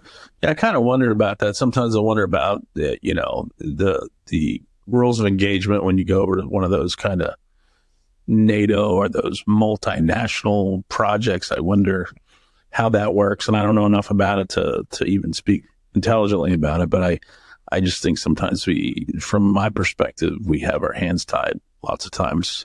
And maybe for good reason, maybe for not, I don't know. But well, there's the politics, Terry. You know, you got to build a coalition to justify it, and that all makes sense. You know, and you want people to have a stake in the game, especially if it's their own territory, and I get that too.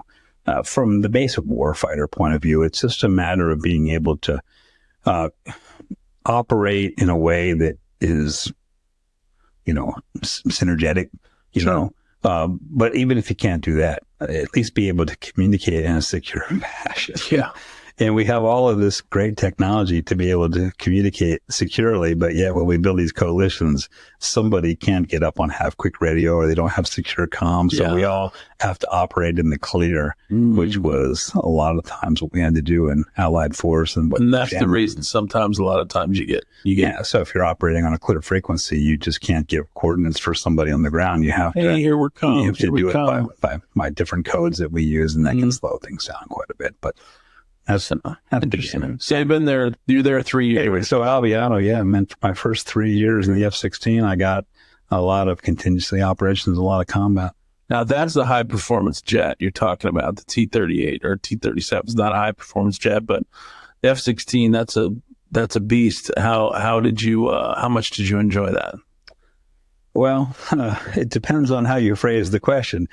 When I'm 46 years old and about ready to retire from the Air Force, and I look up the schedule and they got me on a, high G BFM ride for the guy that just got to the squadron, and I'm like, oh man, can I just get a nice air to ground 5G ride? You know, the high G's gets a little painful when you get older. But as a young man, you know, pulling the G's, 9 spinning uphill on a cold day, you know, that's what you live for, and everything in between. I would say it this way. Retired now for 10 years, I guess. Yeah. And I miss the airplane, mainly because of the high performance nature of just flying a plane where you put your nose where you want to go and you go there. Mm-hmm. And it makes such great power. There's really nothing that somebody can get you into a situation that you can't get out of with just the power and the great wing that it has. I miss the airplane, and I miss the camaraderie of being in a fighter squadron. You know, and all of the people that are kind of like you. We all have different likes and dislikes, but you know, everybody's motivated, type A type folks. You know, easy built-in friendships. I don't really miss, the silly factor of the Air Force ebbs and flows, and, and I don't miss taking my job home every night. My job now is I put the airplane in the hangar. Well, not even the hangar. I just chalk it in at the gate and shut the engine down and walk away. And I don't worry about my job until I come back and fly a few days later. Yeah. And that's brilliant, actually, compared to, the Air Force, especially as a commander or supervisor where you're taking your job home every week, on the weekends, somebody gets in trouble, you're on duty. I mean, that's the gig. And, I respect it, but it's nice to be retired. So how long after Italy was it until you and Carol came back and retirement came along? Well, and was there anything in notable, obviously, between Italy and retirement? Well, I don't know about notable per se, but we had several tours. That was the first. I was a captain at the time. So after Italy, I came back to Luke and I did a 3-year tour as an IP, teaching primarily night vision goggle, targeting pod, and forward air control. In the top-off squadron, that's all incorporated now for the most part into the basic course. But back then, that was all top-off training, and that was the squadron I was in. Doing a lot of night flying, loved it. And that's where Carol and I got to have our first house and have a pool out in the back and our own personal oasis. And where was that? Phoenix. Yeah. Okay. All right. And then after that, I took a 3-year stint away from the airplane and went to become the big fancy title, Chief International Fighter Programs. But basically, I was the F-16 salesman for the U.S. Air Force at the Pentagon. How about that? I did not know that. And with the Pentagon for 3 years, working in international affairs as an F-16 subject matter expert. Business is good. I think they're up to like 24, 25 countries around the world now that fly the F-16. So my job was to interact with all of those countries, whether they were doing upgrades or program management reviews, or if there was a country that was thinking about buying them, I would go give them a brief. And so I would fly over the world doing that sort of thing. And I'd have the systems program office with me, which is the experts, for these programs. I'd have the country desk guys with me, and primarily I'd have the Lockheed Martin guys with me who build the airplane. So it was a nice little way to spend your let me say it this way. I'm probably one of the very few air staff officers you'll ever interview that actually enjoyed the job at the Pentagon. Oh, really? Because most people don't. Okay. So, I did that. And then after the Pentagon, got back to the F-16, the Shaw Air Force Base, which is South Carolina. Yeah. And I flew there for 3 years. And then I was going to retire because now I was at the 20-year point. But my wife had decided to become a nurse. Yeah. And she had just graduated nursing school. And so I had an opportunity to stay in the Air Force for a couple more years. And that would allow her to get her feet wet, if you were, get her career going. And she got a pretty good opportunity to work at the local hospital in Sumter, South Carolina. So she did that. And I stayed at Sumter for 3 more years and just transferred over to 9th Air Force, which is the headquarters that's based. It's not the Shaw Air Force Base headquarters, but 9th Air Force is the numbered Air Force headquarters.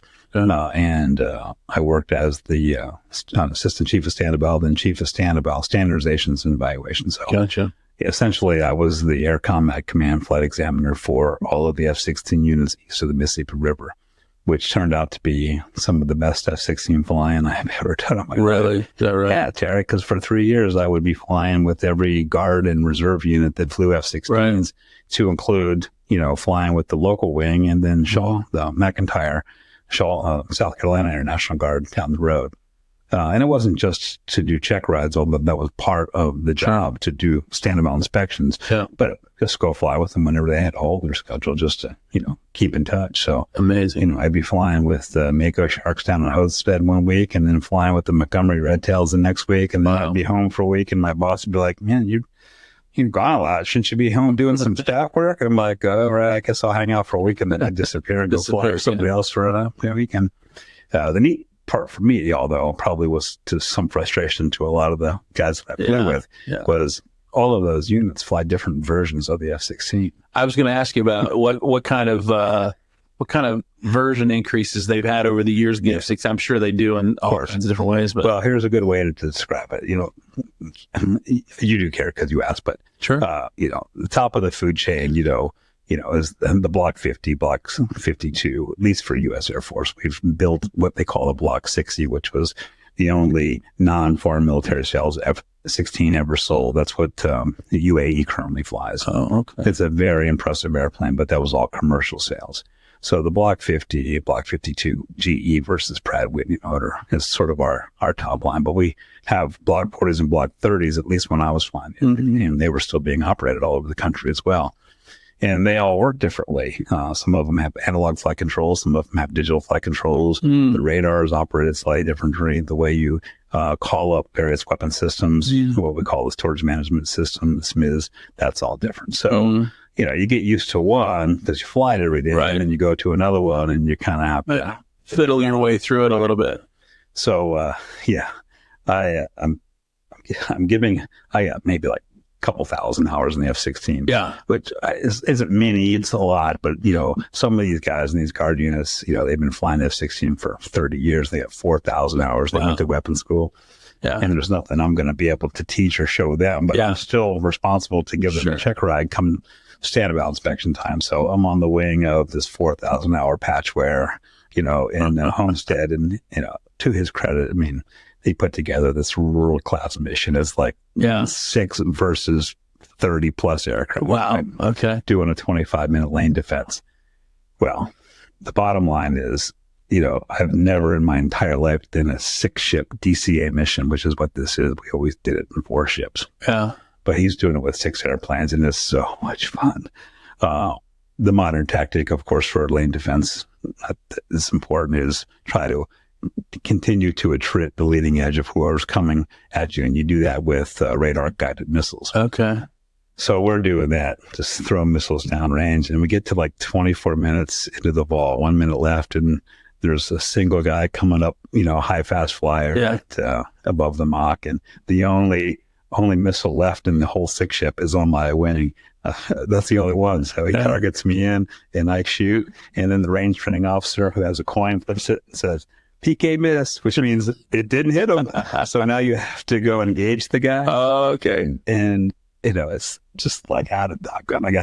I'm going uphill towards this guy coming down. I mean, I got this beautiful blue sky, no sun. It's the absolute perfect environment to shoot an IR missile. And I have a high off foresight missile, but I'm not wearing a helmet. Oh, so it will cue it. I just spent the last 6 months at Shell upgrading to our brand new helmet-mounted cueing systems, so I can now just look where I wanted the missile to look, and it would go with me. I don't have to throw my radar up there anymore to try to lock this guy. So I'm staring at this guy for like 15 seconds, going, "Why am I getting tone?" And then I realized, crap, I'm in a Block 30. I don't have a helmet on. It was so embarrassing. I merged with the guy. I never shoot him. And then the guy I'm giving a check ride to has to come gun him because I'm in a swirling derby and barely preventing myself from becoming defensive of this guy. So anyway, 9th Air Force in the house, right? That's cool. That's cool. Yeah. That's a great story. It's a great story. So it was fun flying the different blocks, but it did lead to some setbacks like that. Yeah. Perfection is hardly attained sometimes. Yeah. So that's interesting. So that was during the period of time that Carol was getting her feet wet. And then I'm assuming that somewhere right after that, it was retirement time. And I think I ran into you, I want to say, I don't know, during that period of time or right after you retired, I said, hey, why did you not become a colonel, or why did you not continue in the Air Force? Yeah. And I don't remember your answer, but it was something like, it was just enough. But tell me why you retired and when you retired and what kind of prompted that for you. Yeah, of course. My entire track, I was setting myself to maybe achieve higher rank. I certainly wasn't against the idea. Yeah. I demonstrated much to my surprise, some diplomatic capability in my job in the Pentagon. Yeah.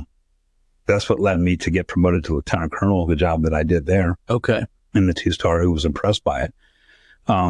So I'm like, all right, my career's back on track. Here we go. And I got to Shaw, and I was given an opportunity for command, but it wasn't going to be in a fighter squadron. And I wasn't so pretentious, like, I got to be a commander of a fighter squadron. That's right. I want to live, right? I just got out of the Pentagon. I just got back into the airplane. And now I'm being asked if I would leave the airplane to go fleet up for a command position in a non-flying squadron. Yeah. Now, that's the square filling that you do to make your way up through. Yeah. But I wasn't really prepared to leave the airplane, so I politely declined that opportunity. Yeah. I was grateful to my boss for, going out and looking for something for me, but I didn't want to leave the airplane. So sort of a personal decision, to stay in the airplane, stay in South Carolina.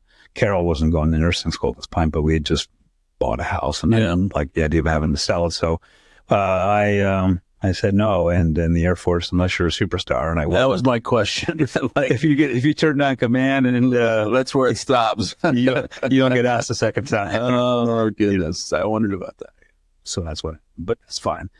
And after, the commander of U.S. CENTAF at the time before they split, 9th Air Force, I flew with him a bunch as sort of an IP on his wing because he still flew as an active pilot, even though he was, a 3-star general at the time.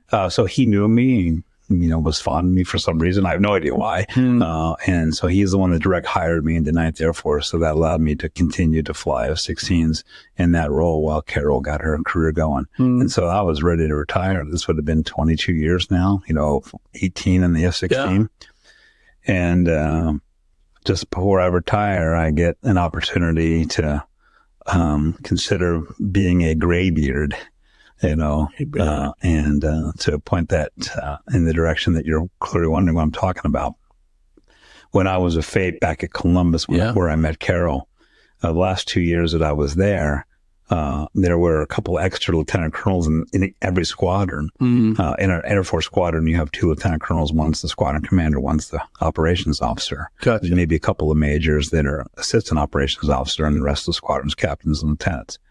So, in a flying squadron, have a couple of extra line IPs that are lieutenant colonels on active duty is sort of an odd situation. But I remember earlier I was telling you about how we got to be super heavy with first assignment guys. So the Air Force decided, well, we got these, tactical guys have been flying fighters for years. They're going to retire.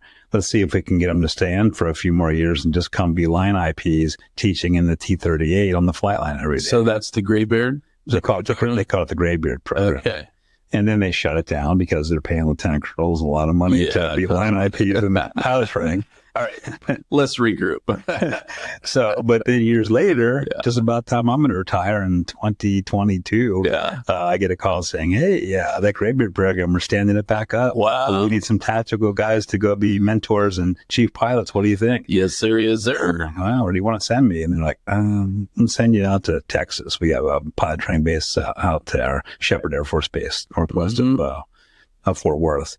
I'm like, okay, let me talk to the missus. It seemed like a neat opportunity, but I was pretty sure if I retired, then I was going to be able to be a sim instructor at the base, and Carol could have remained a nurse there. And we like South Carolina, so we were going to live there. It was going to be a nice life. So I was kind of hesitant. But I went home and asked her what she thought. She's like, well, you dummy, ask them if they'll make a Columbus. I'm like, brilliant. That's why I married you. 9 reasons. We have a house there. The house that she grew up in, when she now owned, her mom and dad had since retired and moved to Laurel, Mississippi, where they grew up. So the homestead was just sitting there empty, so it's, 8 hours from Sumter. So, we could live long distance. She could just keep being a nurse there. How about that? So I called them back and countered with, can you make a Columbus? And they did a little punching on the keyboard and said, you got it. You're in. So for the last 2.5 years of my active duty career as lieutenant colonel, my only job in life was to teach and fly in the T-38 twice a day. Wow. In an undergraduate pilot training squadron.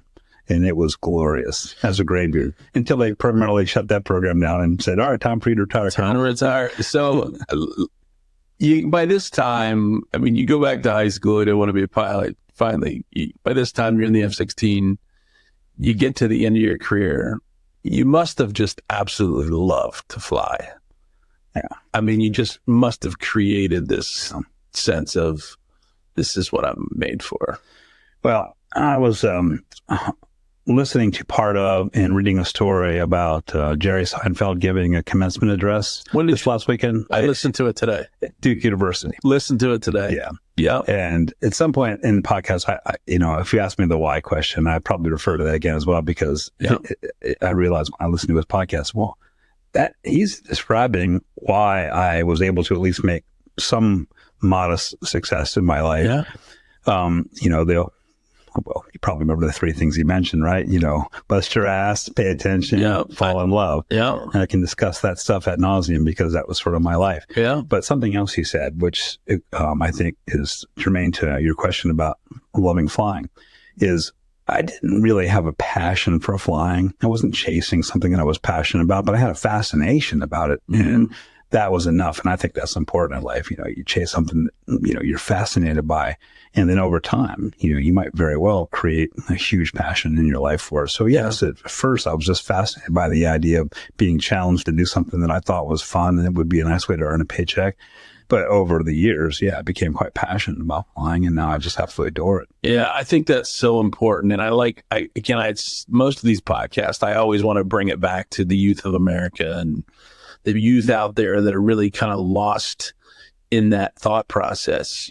I want to make a difference, and I want to be passionate about my job, and sometimes it takes taking a risk and following something that you're fascinated with, like you're saying, and that just perhaps that fascination will turn into a passion. Right. And I think that's a really good lesson in your story, is that you weren't necessarily chasing flying or chasing the Air Force. You were fascinated with mechanical stuff. You were fascinated with engineering. You became proficient at it. You took a risk because you were fascinated with flying, and it eventually became this, I don't know, I'll call it a wonderful story of purpose. And I think that's a tremendous message to young people. I have two sons. Well, my youngest son was passionate about football from the beginning. It became his purpose, and he just spent everything. My oldest son, Trevor, is fascinated with golf. He's very good at it, but he hasn't found that passionate purpose yet. And so I just think if people can hear this and say, here's a guy that was not born to be a jet fighter. He was interested enough in the things he was good at and was fascinated enough with them that it eventually became a purpose and a passion. I think that's such a good story. Yeah, Terry, I appreciate that. I would just add that long before I, pursued an engineering degree, I worked summer jobs in a hardware store, painting fences, trimming the hedges around the local bank. And that wasn't passion. That was just a way to make a few bucks to take my girlfriend to Hershey Park on a Saturday night. But it still gave you meaning. It gave you a sense of gratification to do that job really well. So I could take it back to, Mike Rowe's philosophy is like, we're not going to all have the job that we're immensely passionate about, and certainly maybe even something we're not fascinated by, but whatever job you do have, at least for my story, I did it with, a sense of purpose that I wanted to be the best person at that job that they'd ever seen, even if it's something I knew I wasn't going to be doing in 20 years. Mm-hmm. And that really does give you a sense of work ethic and a pride in a job well done and discipline. And also, you're getting paid from somebody that expects you to provide a service to them, and you want to not let them down, not have them be disappointed in you. Right. So it's not going to always work out where your first, second, third, or even fifth job is the one that you are pursuing, but you still have to do them to the best of your ability and be proud that you're taking it on as a prideful or not in that way, but being prideful about the job that you do. Right. Sure, of course, exactly. So that's how it worked out for me. And then I would also add that you talk about the sense of meaning. If you're trying to, give advice to the younger crowd, I listen to a conservative podcaster, and it's not important necessarily, although I really enjoy him. But he read a book years ago that said it made a huge difference in his life. So I'm like, I was looking for recommendations of interesting books. And so I picked it up and read it. And boy, he wasn't kidding. And so, what was the book? It's called Man's Search for Meaning. It was the story of Viktor Frankl, the famous Jewish psychologist who was a prisoner of war in Nazi Germany and then survived it and wrote a book of his experiences, which it's a hard read, frankly, but in the post-Nazi Holocaust era developed a psychological theory, which he called logotherapy, but I think it's Greek for meaning or something like that. But basically his philosophy, which I hold to be, mine as well, I think it's true, is we aren't here as humans. Our primary drive, is the way he said it, isn't for pleasure. That was sort of a Freudian theory. Our primary drive is to find a sense of personal meaning. And the whole book is how you can find meaning in your life, even under the worst circumstances. You can't imagine a worse circumstances than being a prisoner of war in Nazi Germany. But yet you can still find a sense of purpose and meaning in your life. And that's what we're driven to as human beings. So, I was just lucky that I had a purpose, that I didn't even know I was pursuing. But looking back, it gives me a lot more meaning. It's more meaningful to me, I guess I should say it, than just whatever little pleasures you might have along the way. A sense of accomplishment, to be sure, but also something that really does make you feel like you're contributing. Yeah. Well, I want to give you an opportunity to talk about Carol. I know how much she means to you and how much of a support and helpmate she was for a lot of years. But I want to give you an opportunity to talk about her a little bit and what she means to you. Of course. We were married for 26 years. My goal in life, what I strive for just about on a daily basis, was to be reasonably competent at whatever job I was doing. In this case, fighter pilot, now airline pilot. But my second and primary function was to never let her feel regret for marrying me. So I strived for that. I hope that I achieved it. I don't know for sure. So I was sent to Columbus thinking that, what am I going to do in the Deep South? And then, a couple of bad relationships after another, because you're a young lieutenant, chasing Mississippi State girls around, so. Deep in South, deep in love. It's a fun life, but I was looking for companionship, frankly, Sure. I was never kind of that guy, but no matter. If you're a young lieutenant in the Air Force flying planes, even you have a chance, Sure. And so that was sort of the lifestyle. But Carol, similarly, as a beautiful young woman, was working on the base and in the local bank as a teller. All the pilots were chasing her around as well.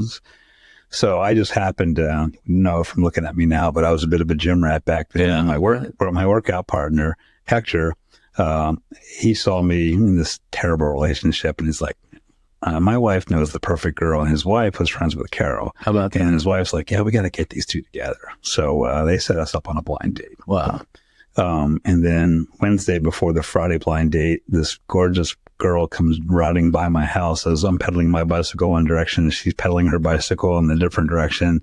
And I don't know what conspired to have us stop and talk to each other, but we did. And in about 20 minutes, we realized that we were the blind date. Another moment in time that was meant to be. We politely declined the invitation, and then I took her out, just her and I. How about that? So there you go. That old Deep South assignment worked out to be the best thing that ever happened to me. So a year later, we were married. She was the consummate adventurer. If you read the eulogy that I wrote for her when she died, not only did she learn to speak Italian, but in Korea, she taught English to Korean kids at a school. Took me scuba diving in Thailand because she didn't want to come home for our mid-tour. She wanted to go visit somewhere fun and do something fun. We go to this resort, Phuket. I just want to hang out on the beach for a week, and we're getting the tour, and she sees, diving lessons, and she's like, I want to do that. I'm like, 4 days of being in the class for on vacation. Yeah. Well, a famous comedian once said marriage is about compromises, right? Yeah. like when my wife wanted to get a cat. Yeah. I didn't want to get a cat, so I compromised, and I got a cat. That's right. Well, so I compromised, and we took scuba dive lessons, and it ended up being something we ended up sharing together for many, many years. So she was like that. Yeah. And the perfect military spouse, and that she made the most out of every single assignment, worked different jobs, everything from teller and bank manager to car salesman at U.S. overseas military car sales.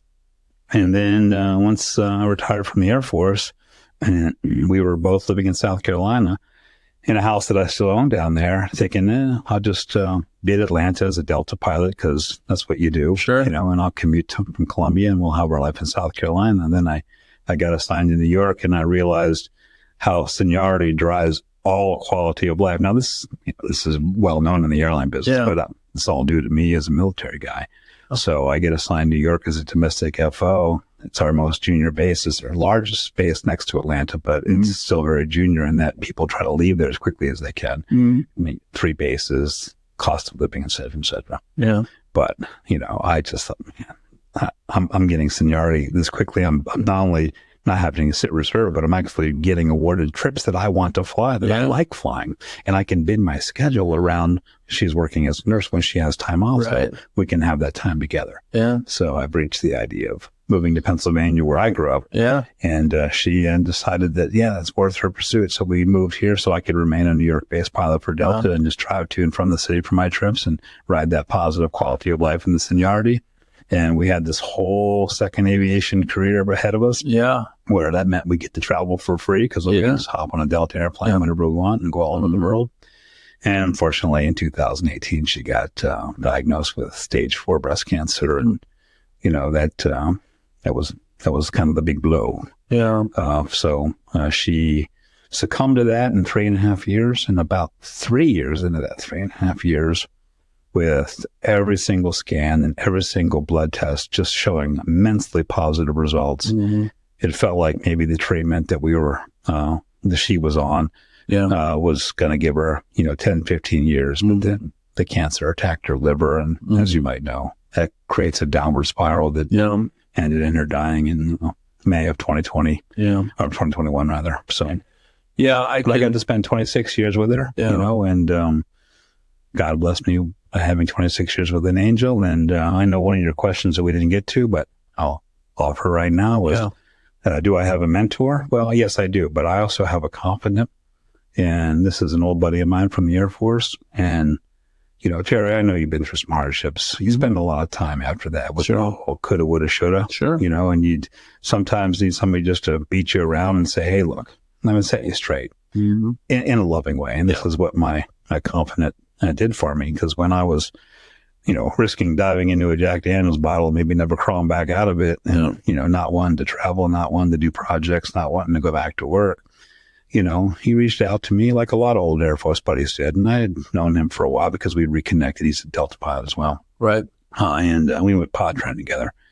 And he just pointed out very bluntly and very lovingly that even though it sucks, in 26 years, based on just a handful of things that I talked to you about, but there was dozens more, we were able to have together the life that maybe some people, wouldn't get in 2 or 3 lifetimes. Yeah. So true. I kind of treasure that counsel because it was something that I wasn't really focused on. And then I decided to focus on that, what I was given, not what was taken away from me. And that helped a lot. Yeah. I can tell you when I met Carol for the first time, you and I, reconnected when you came back from South Carolina and decided to go out to dinner. And we went, I don't remember where we went. I'd probably think of it if I thought hard enough, but we went to dinner. And you can meet a lot of people in your life, but there are certain people that you meet that you just kind of go, something different about that relationship, something different about that. And I hadn't seen you necessarily for 25 years. But the thought that really strikes me when we had dinner was, that guy really loves his wife. And I just thought that was for me. I mean, you think of a fighter pilot, you think of an Air Force guy, you think of somebody that's been through the mix and he's hard and, he's a lieutenant colonel. So there's a certain amount of, straight-laced, training that falls into place. But I walked away from that dinner thinking he loves his wife. And I thought that was an amazing trait. And even to date, I mean, we've, obviously over the last 5 or 6 years, we've been closer. I just think that your relationship with her was so evident, so nice, that I felt like I needed to say that. But Carol, wonderful gal, very positive. Interestingly enough, you guys lived across the street from my wife and her family, and my in-laws speak so highly of Carol and how much of an encouragement she was, and I'm sure she was to you right up to when she passed. So I just wanted to say that because I didn't get a chance to spend much time with her, but the very little time I spent was impactful. Well, thank you, brother. That means a lot. Again, my friend Tim, pointed that out to me. And every marriage, a bit of a roller coaster here and there, but sure. I was very lucky to have a woman, not just that I adored, but it was reciprocated. In fact, it's interesting. I didn't really appreciate that, but it was pointed out to me because I was going through a bunch of pictures to put together a slideshow for her funeral. Yeah. And every single one where it's her and I together, you can see her hand right on my heart. And you can see her eyes looking at me in an adoring fashion, and it's unmistakable. Yep. In all those years looking at those pictures, I never really appreciated that they were all exactly the same when we stood together, how she looked at me. And other people saw that. I knew it, but I didn't see it. But it was fun to watch other people react to it. I wish that it would have worked out differently, clearly. Yeah. But I am so glad that God blessed me to have that time with her. That's a wonderful sentiment. And I'm so glad that she's no longer in pain and witnessing the glory of God that hopefully one day I'll be able to as well. But poor girl, died way too young.